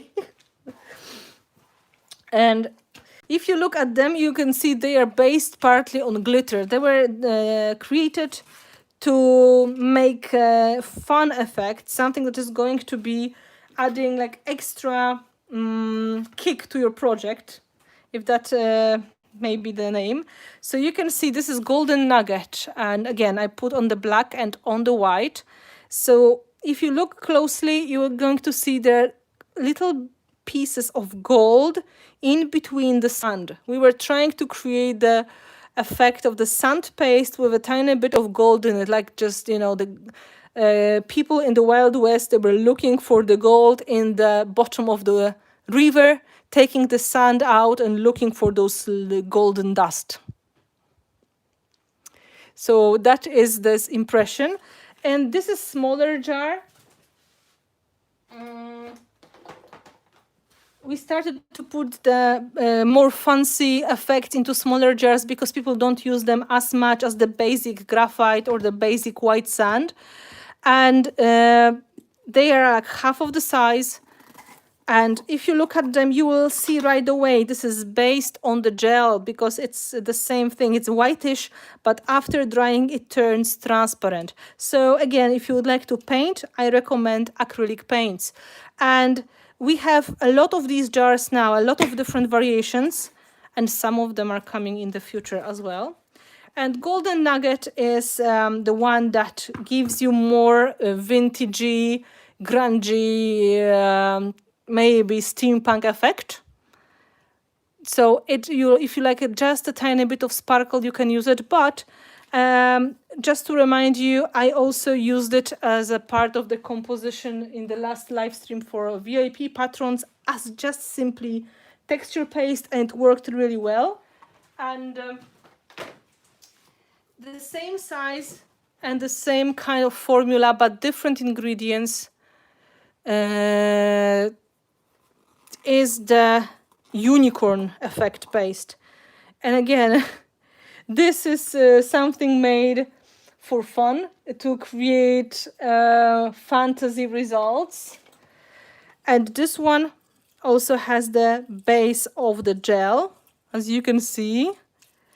But there are big chunks of the glitter in it. You can see it is not smooth. There are big chunks, like flakes of special glitter, and you can see it in the background. Look, it's also opalescent, so it changes color from pastels, pinks and greens to greens, blues, a tiny bit of red. Maybe you can see this red on the black. So opalescent effect, that's why it is unicorn paste, because it's so magical. And again, it is another idea to create interesting backgrounds. And it's more for the, I would say, more sweet effects if you go onto the white, or more crazy effect when it comes to the black. You can make a lot of home decors for Christmas, including that as well, because it's so magical. This goes for Halloween and this one goes for Christmas. Yeah, it looks like Aurora Borealis, exactly, because this is combination of different opalescent glitters in different sizes. So again, here, remember, this is not going to be so easy to use with the delicate stencil, because big pieces of the glitter are going to be on the way. Let me show you that, so you will see how it spreads, okay? I maybe take a black piece of paper, so it's going to be better to see.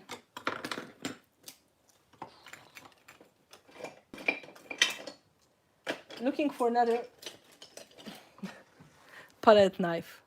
Yes, unicorns create magic, and of course unicorn paste, we always underline that. No unicorns were harmed during the creating process. Everything is done from the natural donations of the unicorns. These are hoof shavings and natural unicorn hair pieces, so you don't have to worry. All the unicorns were saved. You don't have to feel like we are abusing poor animals to get the products for that paste, of course. Mostly the hoof shavings are used for the big pieces.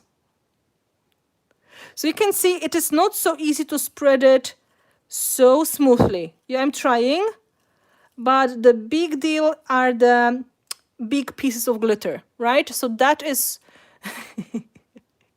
I know. I try to spread it easily, but those shavings of this glitter, they're not going to work too well with the stencils, which are very fine. So you have to keep that in mind. The small things will go easily, but the big ones not really. Yeah, I would never harm a unicorn. Come on. No, it's not possible. We keep the things clean here. Yeah, this is a really nice effect, and it has huge potential for example, any kind of fairy tale projects. When you make something inspired by the magical creatures, or you go for those in night inspired projects, or as you said, Aurora Borealis inspired, so for something for mermaids, something for unicorns, something for the special backgrounds, you can go with that. Of course, they are protected. That's why we only work with donations. They kindly agree to, share the bits and pieces they don't need anymore. So I guess this is absolutely fine. When they go for the unicorn pedicure, they get the hooves polished, then we can collect the shavings and use for that product. Yes, I know. Scotland is on my wish list. I would love to come for proper vacation one day, and I only went as far as Glasgow so far, so this was not far enough. I have to go to Scotland. It has to be a bit like Northern Ireland, which I absolutely love. Okay. So I think that you are absolutely relieved that the unicorns are not harmed, but this is product that this would be something I would think, oh, you can do it at home, right? You can. Because if you have certain kind of glitters, if you have these big pieces of glitter, you can just take 3D gel and mix your stuff in. But I can see that for the bigger project or the really, some maybe winter inspired project, that would be a great solution. So that's why we have it in a smaller jar like that, and you can play with the magical effects. And this is really pretty. Even in the jar you can see. Yes, they're very, very different. And this is really the part of the fun, because if you have the same colors on the white and the black, it's it's nice, but this is the beauty of the opalescent effect. Iridescence, opalescence, it's really doing the job here. Okay, so just to show you the dried one to compare again. Two more products or three more products to talk about from the special ones. You'll have the chance to see everything I have on hand and not on hand. First, icing pastes. And icing paste is for textures, but it's completely smooth. This is the only product from the ones I'm showing you which doesn't have any grain in it. And it comes in the range of colors, of course.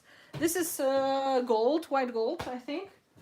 But we have all the options of metallic. So there will be pastes in copper colors. There will be pastes which are vintage gold. There will be paste in blue metallic and also white pearl. And the stone effects, 3 in the package are gone. They were not too popular. People didn't like them so much. And I didn't really like the packaging personally. So I don't think that was convenient to have these tall jars. So in the end, we decided to discontinue and focus more on the bringing back the sand paste and the graphite paste instead of the sand effects, stone effects, sorry. So this product, it was created to get the best results of the metallic dimensional effects with the texture tools and the stencils. So it is like putting the best quality mica in the best quality gel and using that to create beautiful crisp effects in your with your stencils or with your texture tools. So it is intentionally super creamy and very easy to apply. And again, if you feel this is getting too thick, you can add a bit of water, or you can add a bit of the fluid medium. So you can see they're absolutely beautiful. And these ones go with even the most demanding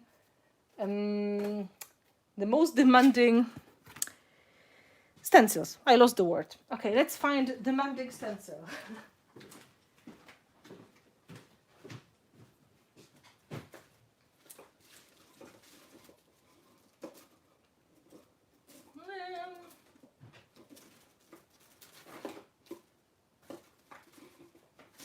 I'm not sure if I have like super demanding, but okay, let's say this is quite fine. Let's try with this one. This one has a lot of little small holes and quite fine details. And also what is great about icing paste, it dries quite quickly. So you don't have to worry. You don't have to apply a lot. it's going to get really lovely results.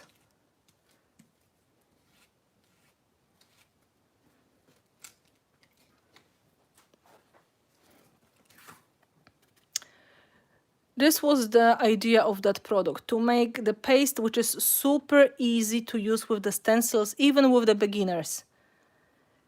So even if you have very delicate detail, very fine, well, let's even look maybe on this one with the text. This one is going to go nicely. And what I like to use and show that it is easy to go from color to color as well. Oh, well, I broke a little bit in here, but you can see it goes beautifully. So if you need metallic effect and you like using stencils, this is for you, icing paste. And of course, it goes really well with the texture tools of different kinds, so you can get special effects.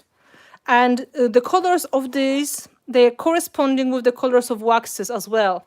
So antique brilliance waxes and metallic colors of waxes, because we use the same mica. It's done by the same manufacturer, and it is the same mica we used for the metallic waxes and for the icing paste. So in fact, they're combination going together. So you can use it with any kind of texture tool, but this would be my suggestion. And then we go to paper paste and the snowflake effect paste. Okay, there are two last ones. And then I'm going to show you some wild ideas. Just a sip of water.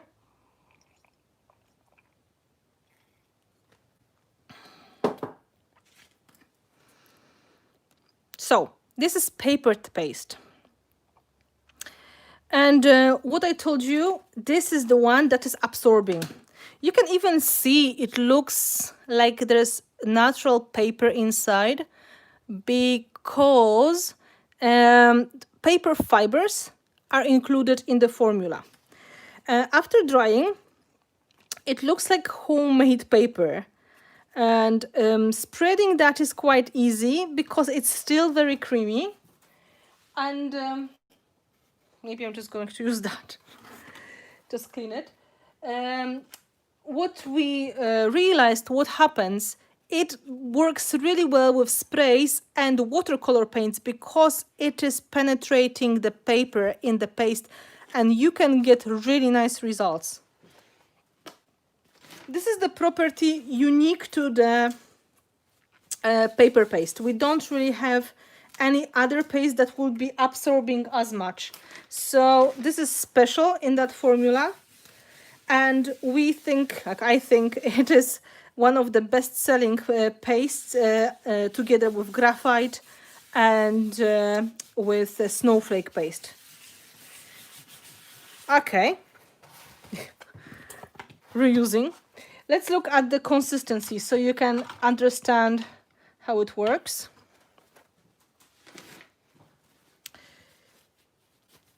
Yeah, it does very good snow effect. But we can compare it to another product you're going to see. It is, hopefully you can see those fibers of paper.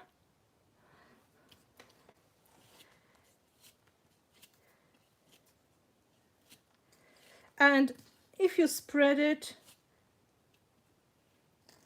it is matte white.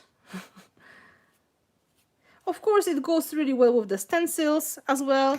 You can play with the texture tools of different kinds.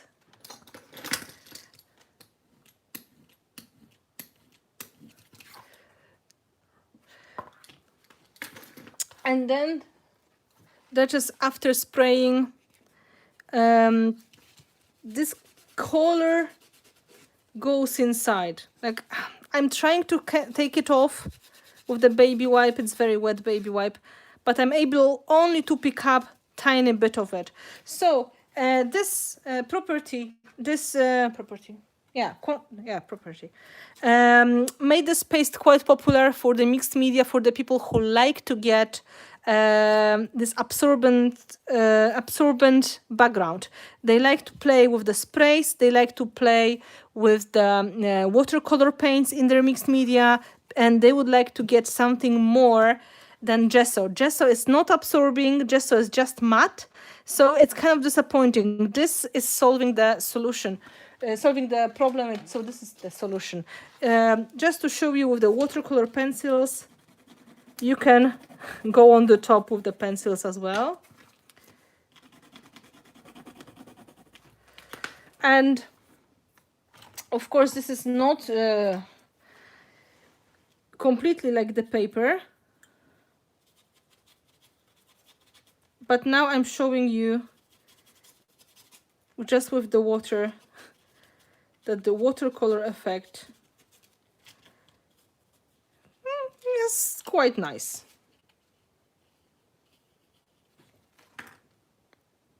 Yep. If you add color to it before spreading, does it make the color paler? Yes. Because it is naturally with the white pigment to make the white color, it is going to be a little bit more pale. Like I would say blue will go to baby blue, yellow will go to pale yellow. It is the same thing as we have with the modeling paste, because there are, or light paste, because there are some white ingredients inside. It is going to change the color a little bit, not dramatically, but a little bit. So let's say we're going to add some green. Remember, this is very concentrated paint. Liquid acrylics are very concentrated, so that should be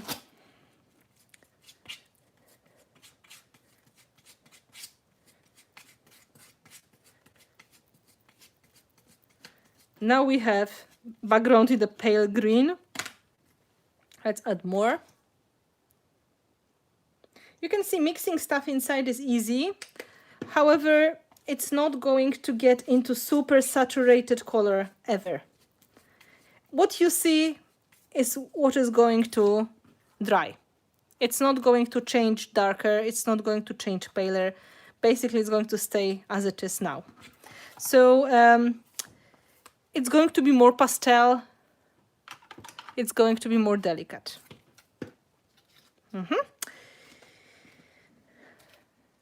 I hope that makes sense. Like, once product is naturally white and turns white after drying, every time we have to expect it is going to make our colors more pale as well.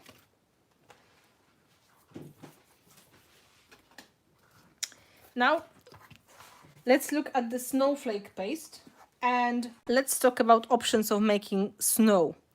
My solution for the snow was the light paste before, and then we created snowflake paste, which is already shimmery, and they are a little bit different to each other.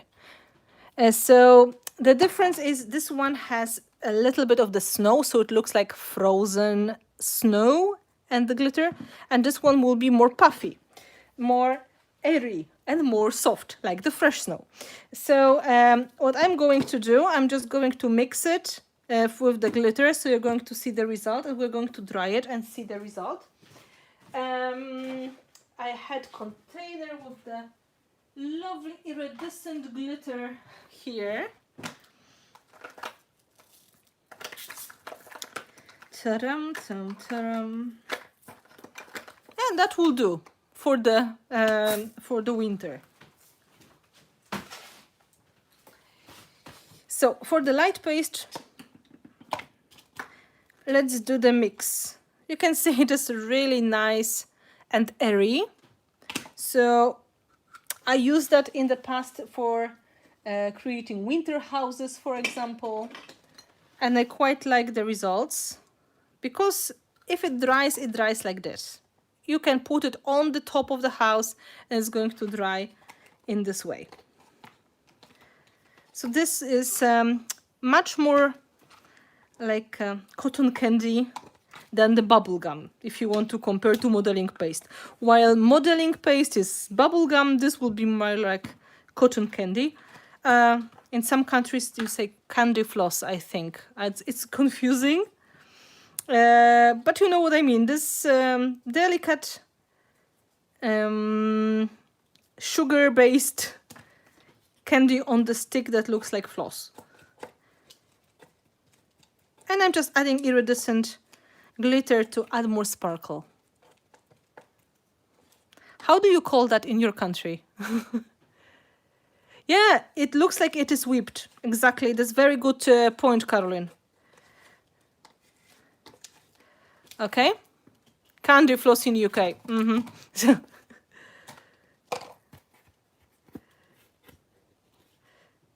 So let's spread it here so we can compare. I go from thicker to thinner, so you can see how it goes. Okay. I go on the akuzer, cotton candy. In Polish, it is also more like cotton candy because we call it wata cukrowa, so the sugar, sugar cotton, sugar cotton. So you can see if you have leftovers, you can always keep them for later if you have a little container as well. Cotton candy, yeah. Romania. Yes, they spin the sugar, exactly. I was always fascinated when I was a kid to look at that, and some of them were so big. But of course, we were telling creepy stories, and if somebody was selling the pink cotton candy, we were saying that this is because he cut his finger, and that's why the color is pink, not because he added food coloring, of course. But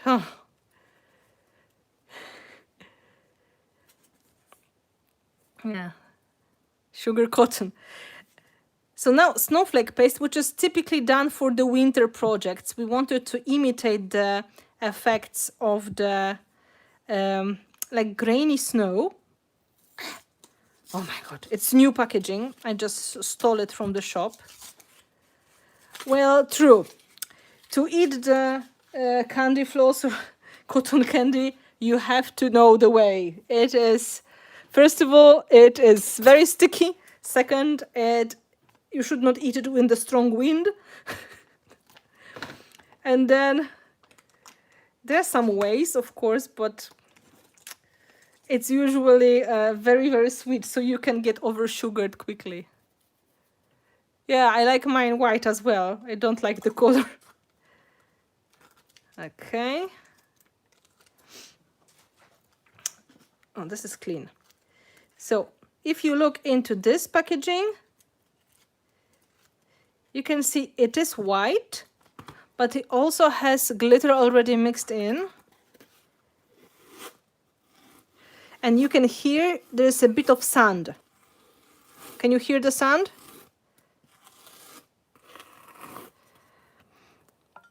So that would be the original snowflake paste. So it looks like snow with a bit of the glitter in it.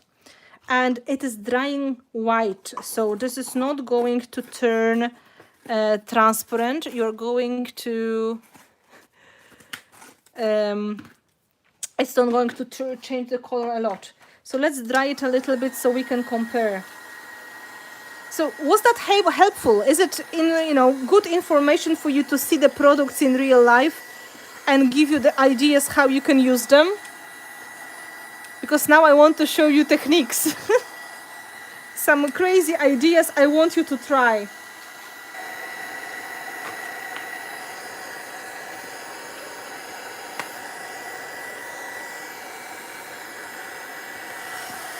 I figured it's probably not possible to see all the products in one place. So this kind of formula, when I'm showing you what they do, is kind of good option. See, it is turning just dry without changing the color a lot. Oh, products are very versatile, very, very much so.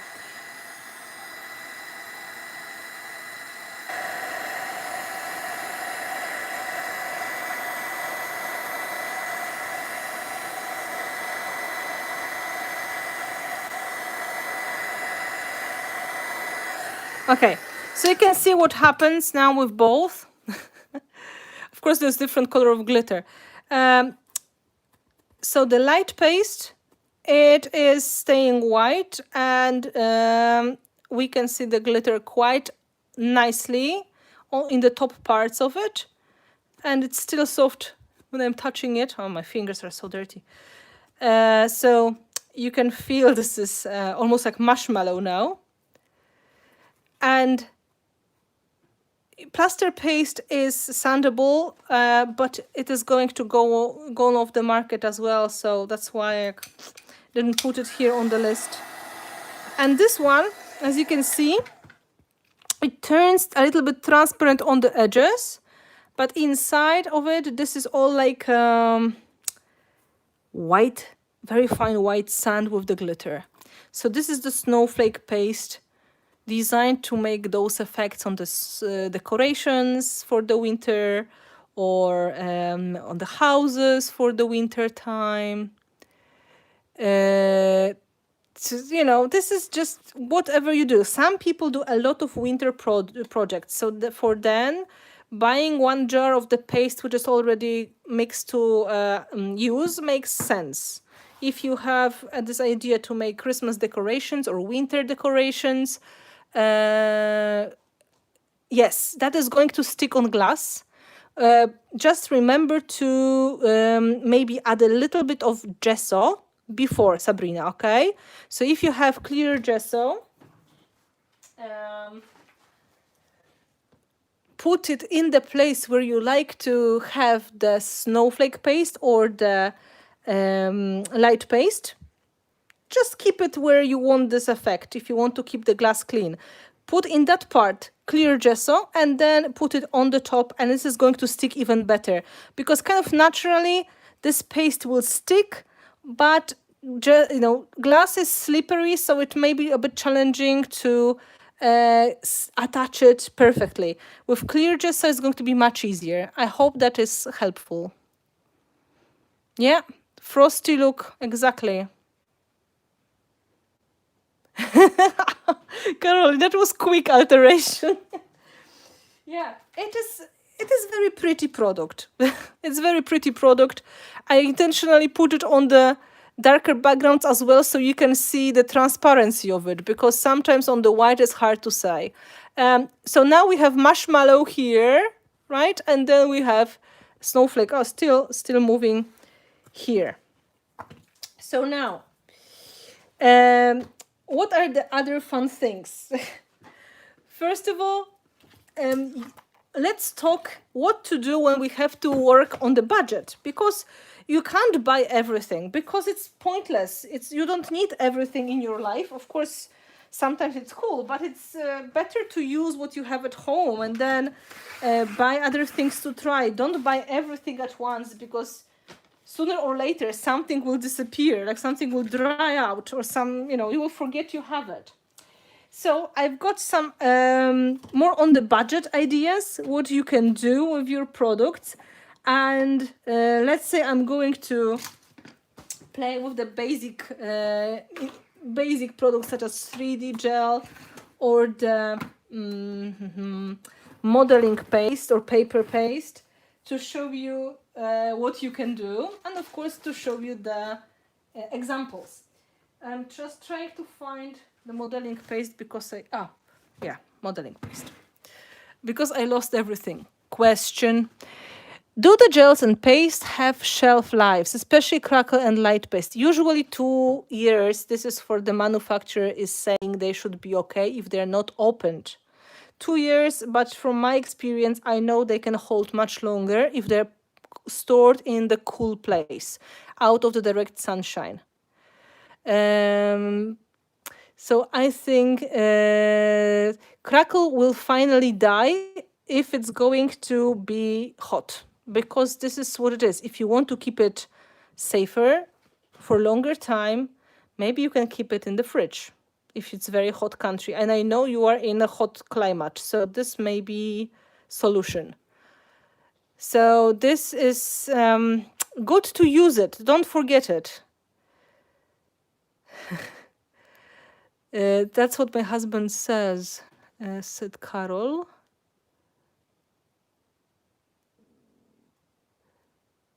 No, I didn't show the plaster paste. Plaster paste is very similar to modeling paste, but it is, I told you, it is going to go off the market. So it's probably not possible to buy it in the shops anymore, or maybe it is going to disappear any moment now.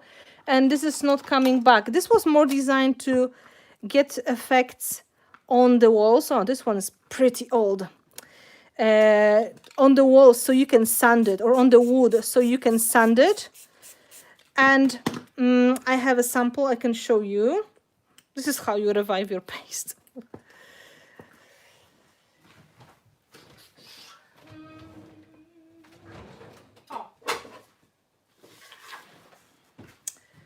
This is plaster paste background with the stencil, and it's absolutely soft edges, because what you do once it is dry, if you want to get results, you just sand it down. You can sand it like you do with the wood, or you would do it with the plaster. That's why it's called plaster paste. So the big result, the big difference is modeling paste is not going to be sandable. It's really like bubble gum. However, this one dries into dry product, dry surface, you can sand easily. Rust pastes, Patricia, I didn't include to here because they're more paints than anything else. But if you want to see more about the rust paste, I can try to do video on that in the future, because it's quite a big topic as well. Rust paste are more paint than the texture paste, but yeah, if you want, of course I can.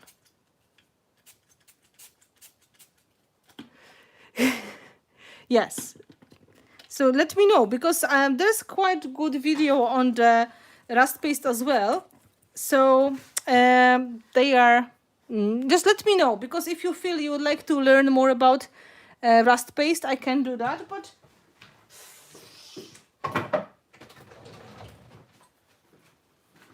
I can include that into the stream about paints, for example, if you would like to learn about acrylic paints, because that is the kind of paint, really. Yeah, rust paste, patina paste, and fantasy paste would be great. Yeah, they are the same formula. They're just different colors. Okay. Now, fun ideas. And the budget. So,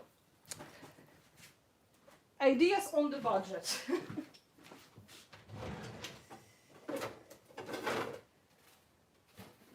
I'm taking just a piece of background, and we are going to stick some of the things and use some of the things to create results. As I told you, you don't have to have everything to create amazing stuff. You can just use very basic 3 products maybe, and then add some ingredients and get very good ideas. I created special basket where I have different products you can use for textures. This is one of the inspirations, and this is combination of the textures you can create very cheaply, very easy at home, and you can get them done in no time as well. Of course, you need some paste to create that effect, so we need some paste, also some stencil, but the other things you should probably find easily on your crafting table. And another inspiration, using leftovers and using the lace. Some of you remember that project. This is very simple solution where you are using leftovers of the lace and you're using some chipboards that you don't need anymore, and you create very nice texture.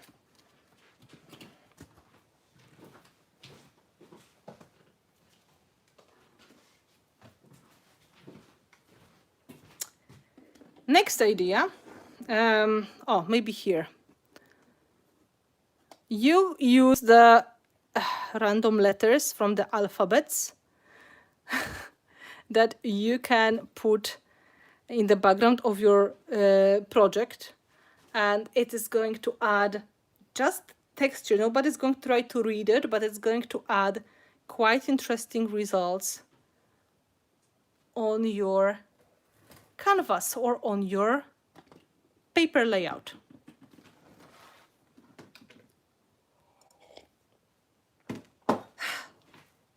Next one is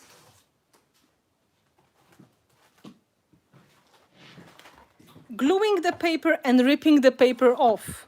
So this is the technique where you just literally take the elements off. First you glue them and then you do collage and the decollage. So gluing and ungluing the elements. Very cheap technique, but very, very great results.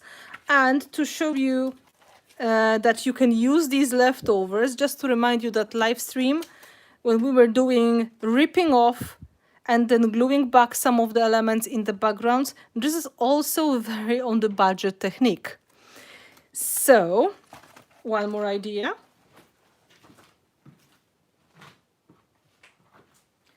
This is not my project, but it's a good example. When we talk about paper, we can just use crumpled paper to create the textures, which are going to look pretty amazing after painting, especially with the highlights. So this is crumpled paper. We are going to do that as well.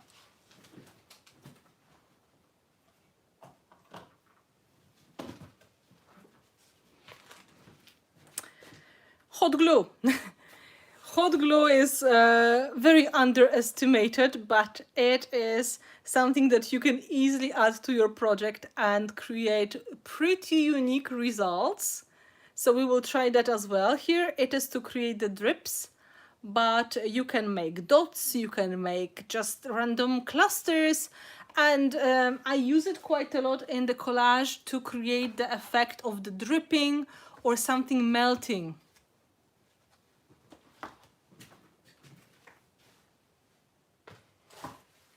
And finally, I will show you the project, which is like the very beginning of my creative way. And I created the textures using whatever I had on hand.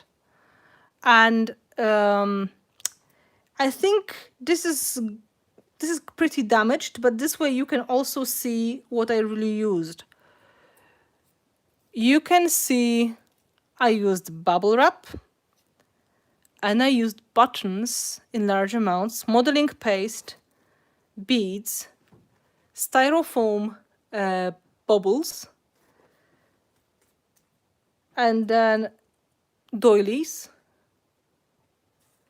and then of course some machine parts and so on, everything that it was painted. Of course, it was in the time when I only had sprays, so it was only sprayed at that time. Now I have to fix that project, but this is great inspiration to show you a lot of techniques.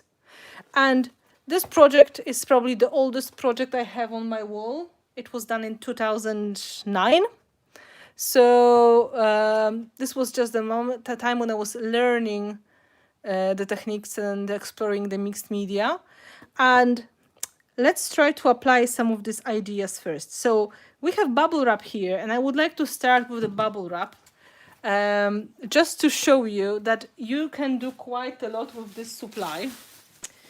We have a bubble wrap we can glue on, but we have to be careful with the drying.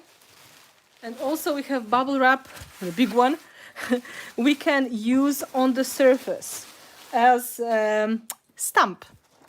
So I'm going to start with stamping of the bubble wrap. Of course, this is not super sophisticated technique and I'm not going to cover too much, but we will try to make collage of different textures on one project. And I'm spreading modeling paste, and I hope your creative juices are going to flow, because your homework is to make textures with crazy tools or crazy supplies that you can have at home. Of course, you can use the supplies that are art mediums, but you're supposed to use something that is such as this bubble wrap. This is something that you may just have on hand and try to use it in a creative way.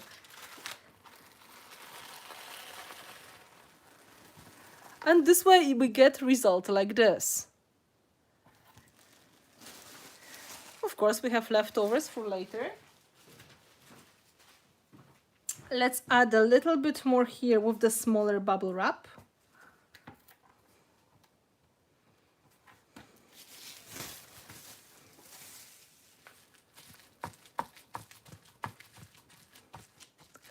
Yeah, that was a completely different project of mine. When I was learning, that is a great start. Okay, let's keep the bubble wrap. Now, I'm not sure if you know, but you can get very nice result doing things in a similar way, but using lace as your stencil, but not really stencil. We are going to do that in this corner. We're going to create result with the paste. That's like we're sticking that and then pushing this paste or gel medium or gesso through the lace. You know, the textures is very personal preference. Some people like to have them very neat, very organized. And then techniques like that are going to be a little bit challenging, right? Look, I quite to push it through. I want to see the results.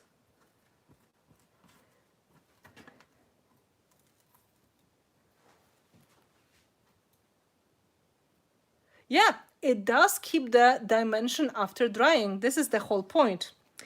So now for the good balance, I'm going to use this poor lace in the opposite corner as well to add similar texture for the good balance. So again, another idea, homemade texture, use your lace as your stencil. Right? We only use the mediums and what you can find in your crafting room, but not official tools.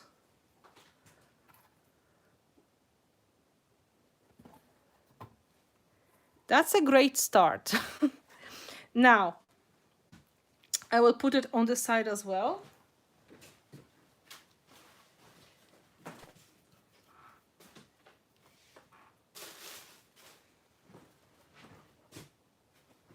Old alphabet, mesh tape. Old alphabet is not officially a tool, so we can include it. I will put it a little bit more to create the composition. Now I would like to add something in that part. So we have bubble wrap, we have the lace pattern. We're going to go with the paper and the cardboard now.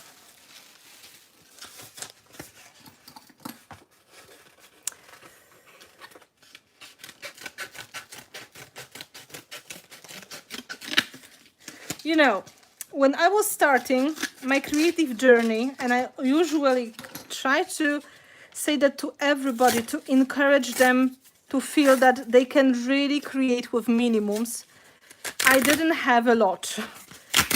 I had to use whatever I could find. And some of the things I had on hand, they were not so fancy. So for example, cardboards were great solution, right? We could use a lot of these textures. We could use the lace because it was easy to buy the lace. However, it was not so easy to buy special effect pastes. So we were trying to get the results we liked, but we had to imitate a lot of effects just by, you know, using cheaper solutions. Oh, that is going to be quite nice. Yeah. So we have that.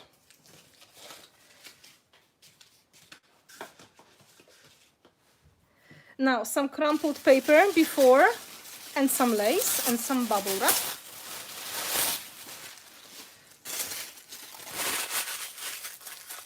Cardboard is everywhere and we can use it so easily.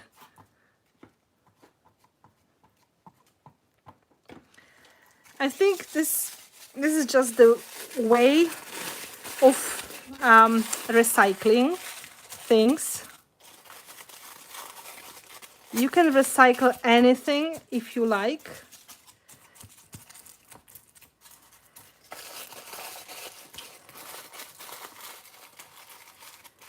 You just have to find a way how to add it to your project.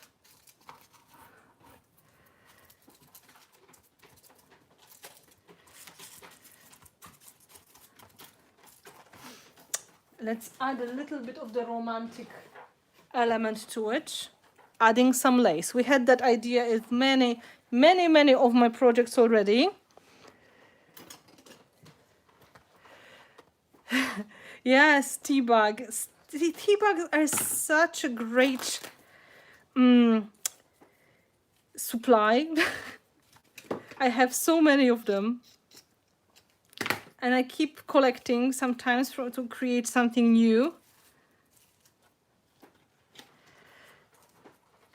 And this may be very meditative process here, what I'm doing. I'm just adding different textures to the project to create quite unique results.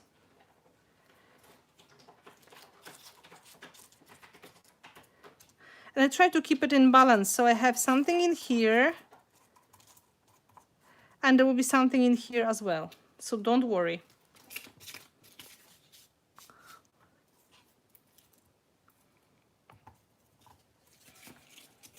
Let's add the cardboard.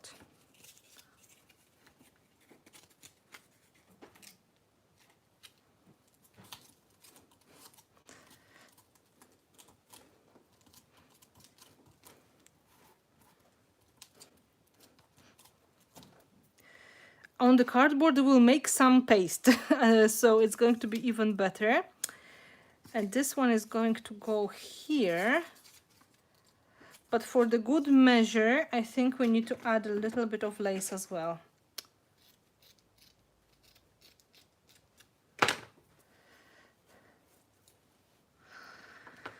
My scissors are always going to be so dirty. So dirty. Yeah, I'm exactly using my modeling paste as a glue as well. Because it's very sticky, just like gel medium. If you don't have your 3D gel or heavy body gel, but you have your modeling paste, you are basically covered. And as long as you're going to repaint, everything is going to hold in place.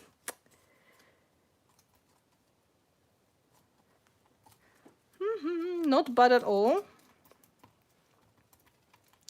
Now I'm just tapping with my finger in some parts to create more interesting texture.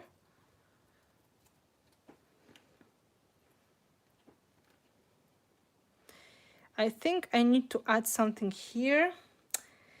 Let's think, what can I do? Maybe a tiny bit more of the bubble wrap. Bubble wrap was so cool.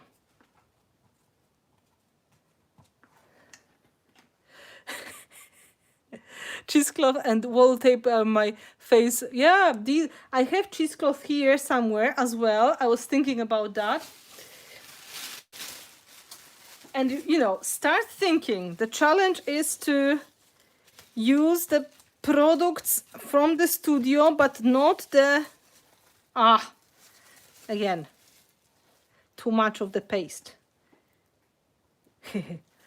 But not the real tools, not the real stuff, just the crazy stuff. Oh, much better.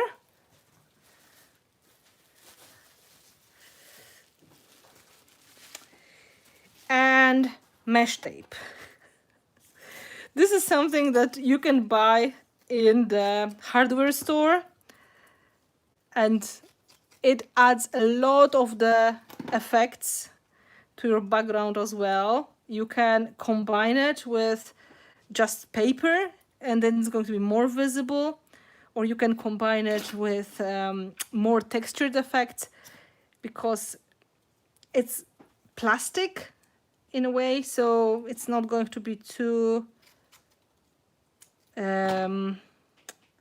hard to include in the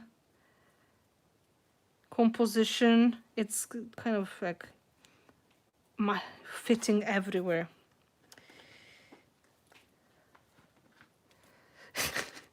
Yeah, you're probably looking at me like, oh my god, what on earth is she doing? What kind of madness is that? I'm just preparing collage background, and this is going to be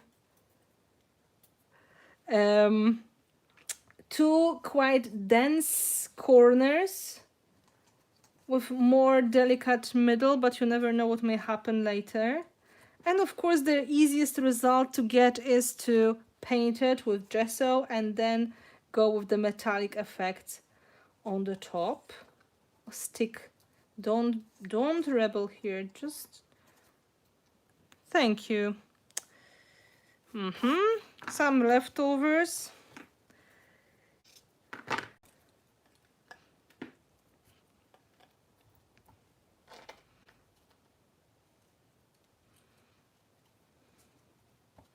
Let's see what else is in my basket. Oh, more of the cardboard. So let's go a little bit crazy again. Let me clean my fingers, and we're going to create a bit of the paste and some more of the dimensional effects.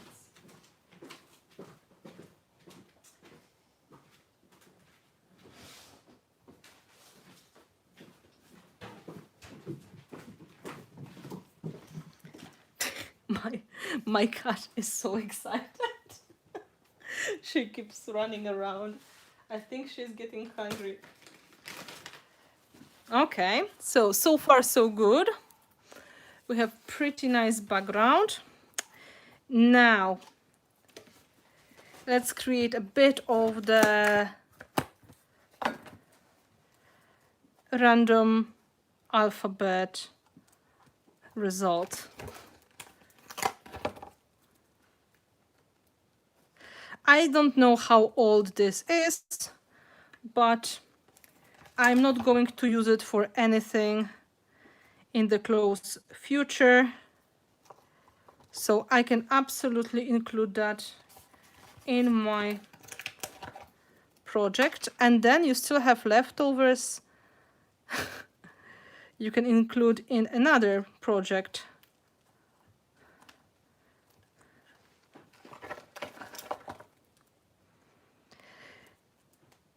And this is like real rubbish. Yeah, well, you don't have to do something similar, my dear. Don't worry. You have to make a project including some of recycling homemade textures techniques. So maybe 1 or 2 techniques maximum. Okay? I'm not asking you to make the whole background like this. Just try to include the elements.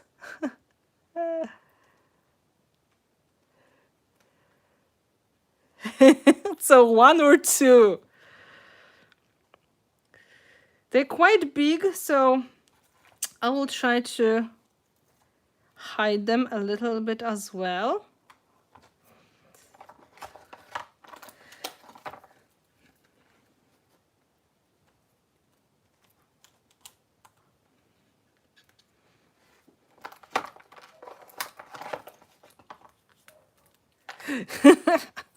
You know, this is how you collage without care, right? You just go like, whatever happens, happens. We are on the top of that. I'm not sure what I'm going to do with that background, but it is promising, and I'm using all the rubbish that I had on my table for so long.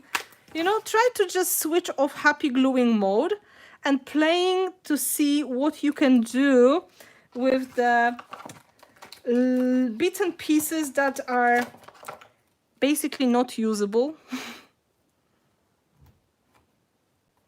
So let's say the composition will go here and here. So maybe let's do something.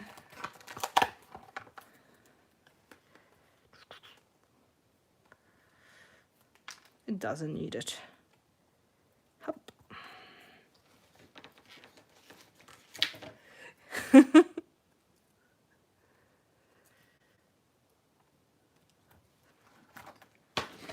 Once you have these out, you still have this you can use for another background, so don't throw it away, you know.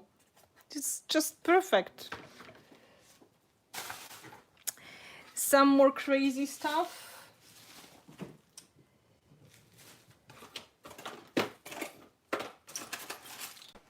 Of course. Let's add the buttons. This is like the throwback to the times when I had nothing except buttons in my stash.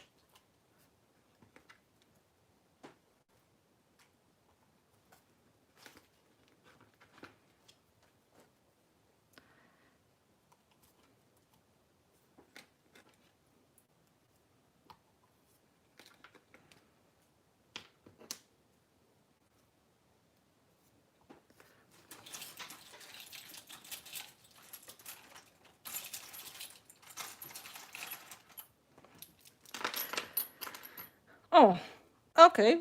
This is not really for gluing, but that would do the job as well.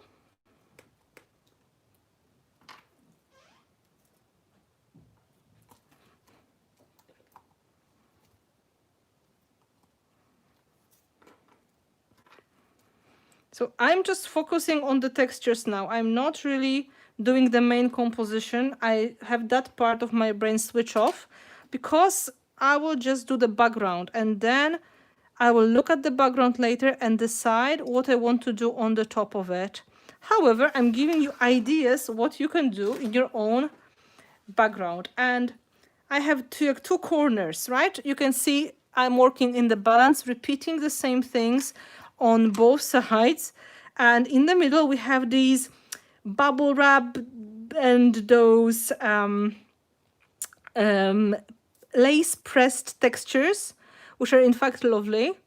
And it is just another element of the background that we are creating.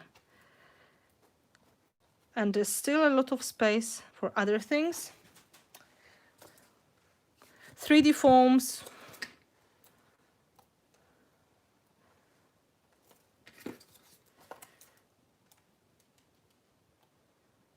These are nice squares.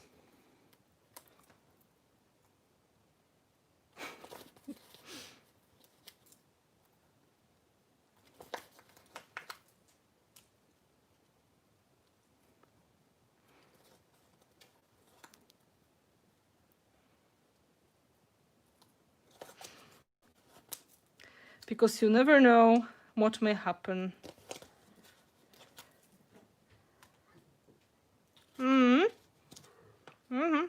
My cat is talking to me.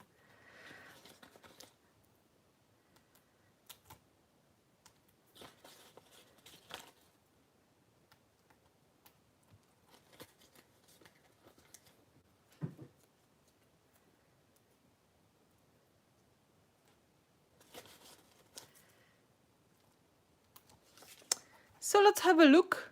We have quite nice start.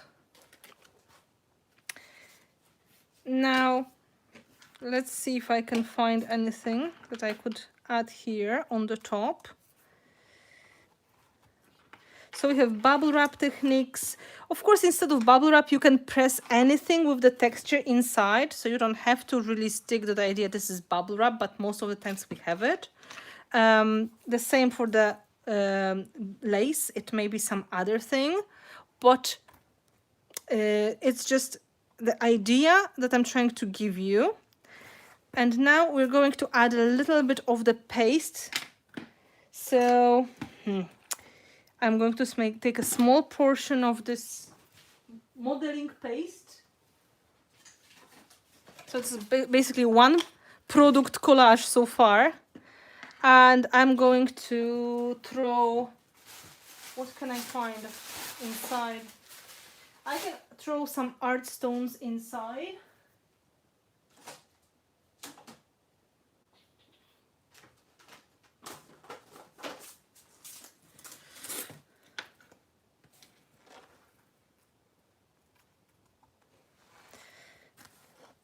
Here. Of course, it may be sand or poppy seed or any other kind of lovely texture you can find in your kitchen as well. So be brave with these. And micro, so what is again, like the sand. So this is like the most hiding product ever. I'm just going to make sand paste.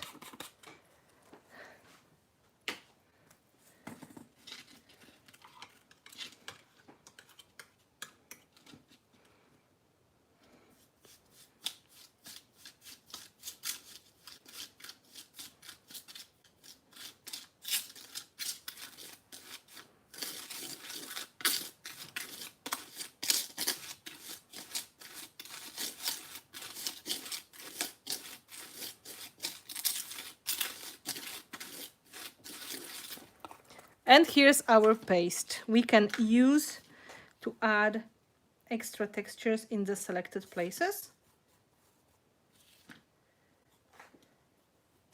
And remember, this is just the texture, so we are going to add a composition later.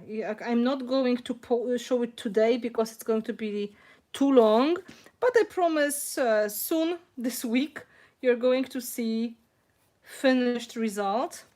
But you will know how I made my crazy collage background. And I really encourage you to try thinking out of your box and look at your supplies as potential textures.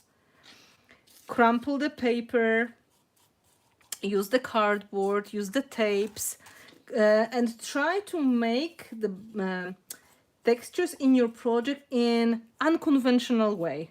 So what is conventional? I would say using stencils is conventional. Creating effects with ready to go paste is conventional. And maybe creating texture just based on gluing embellishments is conventional. Try to go a little bit crazy. I can do a video if you want to. I can even do a stream. I can't promise it is going to be in the decent time, but it's going to be recorded. I was planning just to make it and explain, but if you want to see the process, like I can do the streaming. I don't really mind. I probably won't talk though, and you have to forgive me because I just don't like talking to myself too much. I do, but I don't want to seem, feel like nobody is there. If you will be there, I can do. So this is the challenge for you. From this live stream, I would like you to go brave and create project that will contain homemade textures. Yeah, the light paste and texture powder. For example, look at what you have. You don't have to buy anything new. Look, I keep using the same modeling paste for everything. For gluing, for pressing, for adding the art stones. I just made it myself, right? I am trying to just play with what I have. And you don't need to make big project. It is just even a small tag, but to play and explore that concept of homemade supplies and homemade textures for your future use, because you never know what may be useful in your next project. You know, you may have this brilliant idea and then you realize that you only have this weekend to create, but you don't have texture paste, or you don't have that perfect thing on your mind. But you can make your things perfect. And you know the products, I was really trying to give you the idea what they can do. You have the handout with short descriptions, and you can always watch the video again. But also, I'm here to give you the wild ideas, right? The wild ideas that I was using myself in my projects a lot. This is combination of tons of the ideas that I use, and they really look nice. However, important thing, when you go for this kind of collage, when you do a lot of random gluing, when you put a lot of these textures, before painting, make sure this is going to be completely dry, because in some parts of that, we have a lot of wet modeling paste, and that may be a problem to dry it right away. It's better to wait and paint the next day. Yeah, like I don't need to switch to another product because this one is doing the job, and I know I'm going to paint it anyway. So I don't really have to switch to another product. I keep using modeling paste because it is so versatile. I could use 3D gel instead, and the result would be pretty the same, because you wouldn't tell the difference. And of course, why not? And again, remember, this is just the background. I can do composition here and balancing composition here. I can extend it a little bit more. Maybe I should add, in fact, a little bit more of something here. And it's going to be really interesting. Like, it's going to be really clustered, really rich, really grungy. Yeah? Makes sense?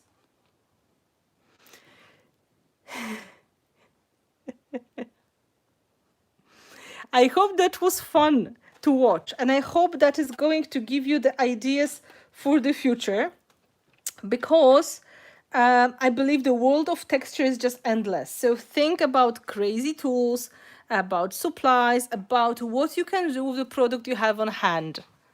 Okay? That is the homework. Project with crazy textures created in unconventional way. So gluing down not popular products, making your own texture, stamping, pressing, stenciling, freehand effects, whatever calls your name. But you don't have to include everything, just some.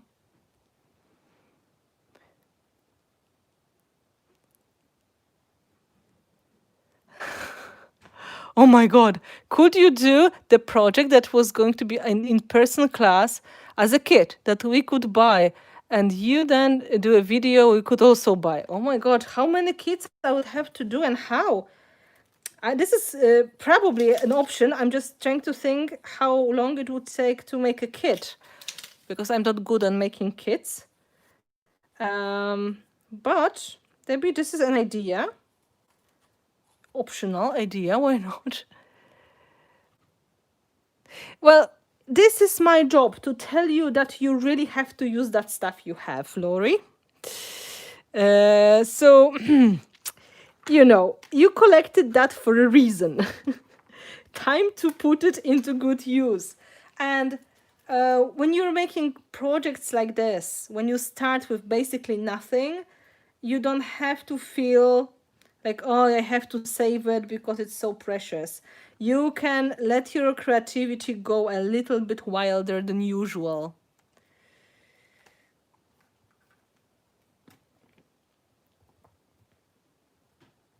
I think I need to stick more buttons.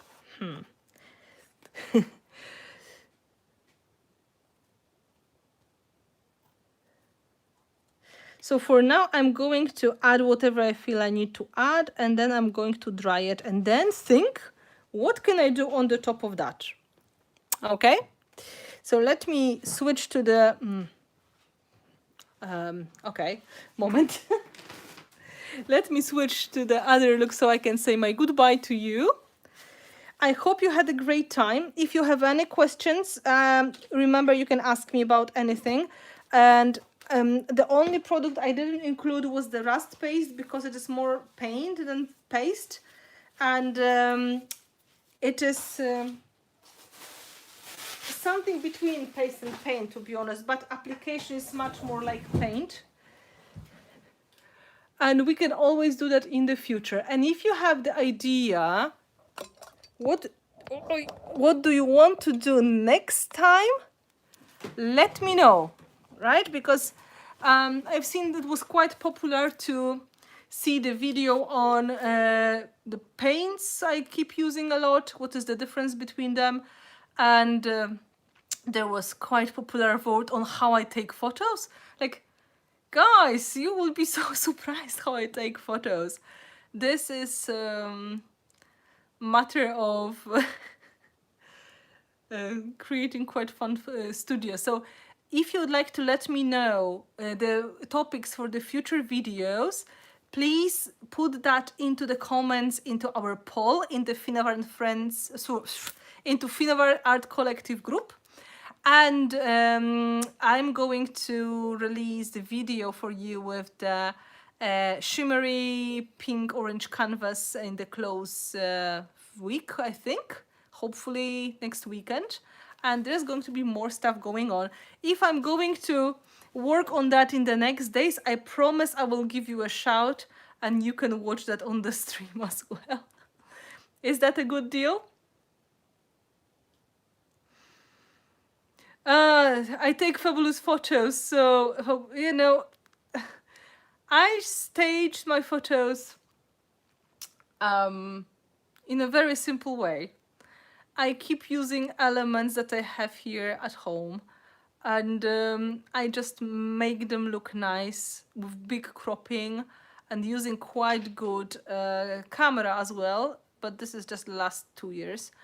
And I can do video on that, but it's going to be really fun. And I'm not expert in photography. I can give you some tips and ideas, and it's good to have some editing software on your computer, of course, because this is important. But even on your phone, you can do quite a lot if you have some basic applications. So I'm just saying. So I hope you enjoyed. I hope this was something you wanted to see today. Texture is like endless topic. You can do so much and you can talk so much about it. And you live after. I am a bit tired when I finish work after 3 hours of talking.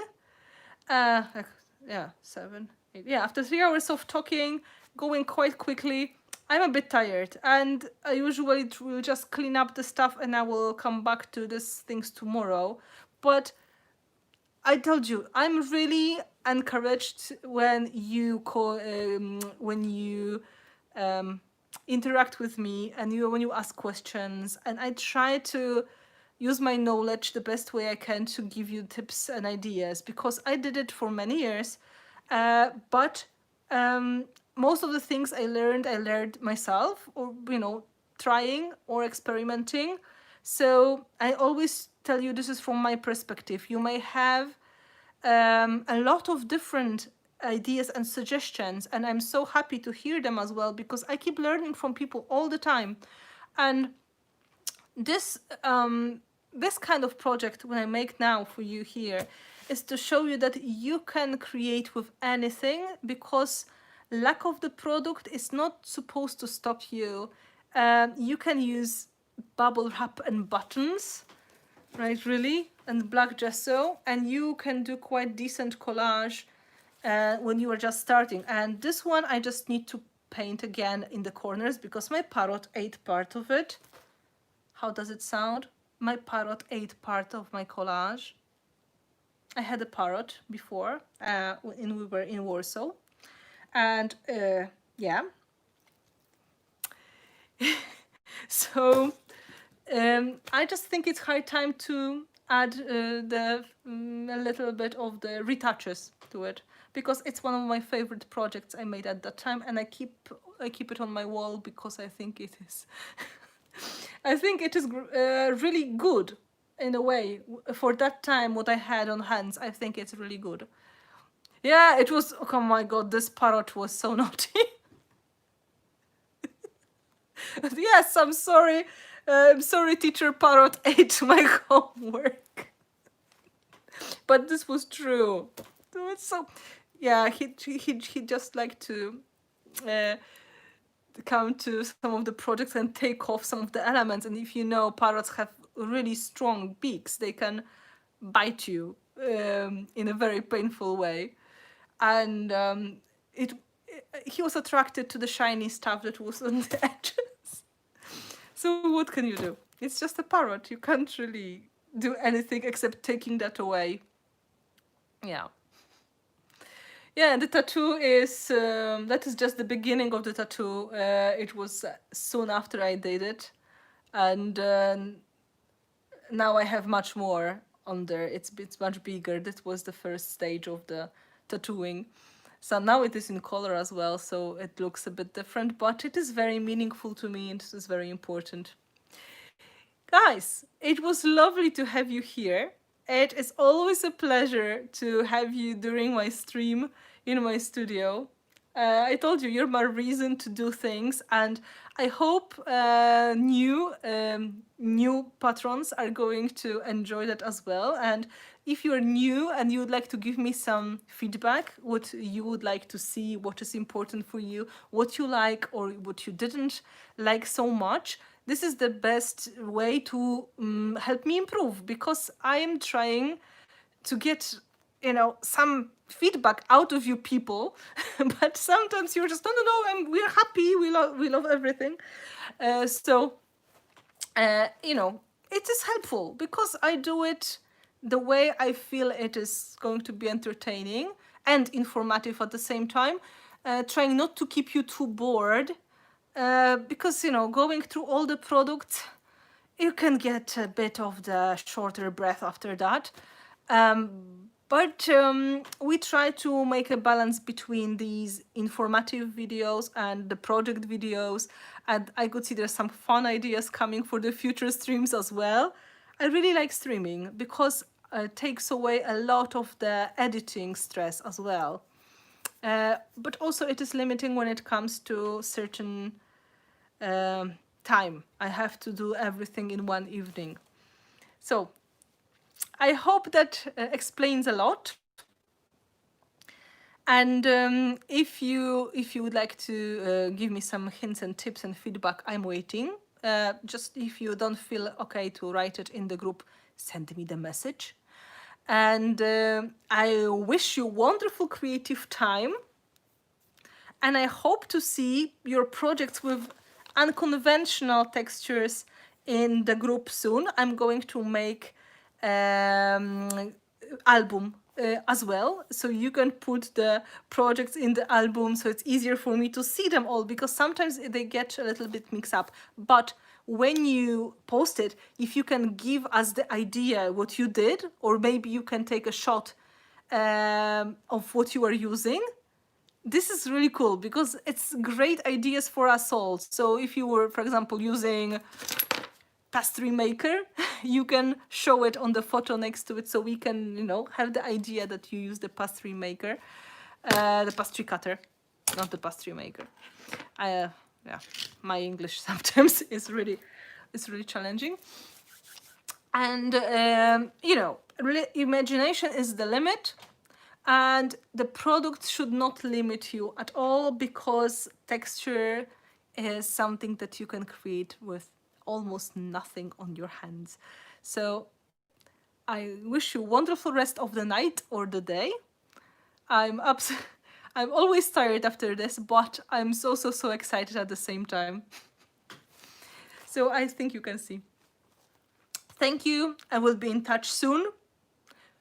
In fact, for this month, I really have cool announcement for all the patrons of 25 euro and more, because I have really cool surprise for you.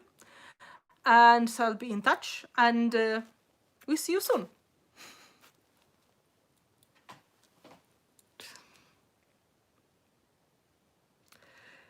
You must see again the video, so many informations to remember. Try to do that all, and see result.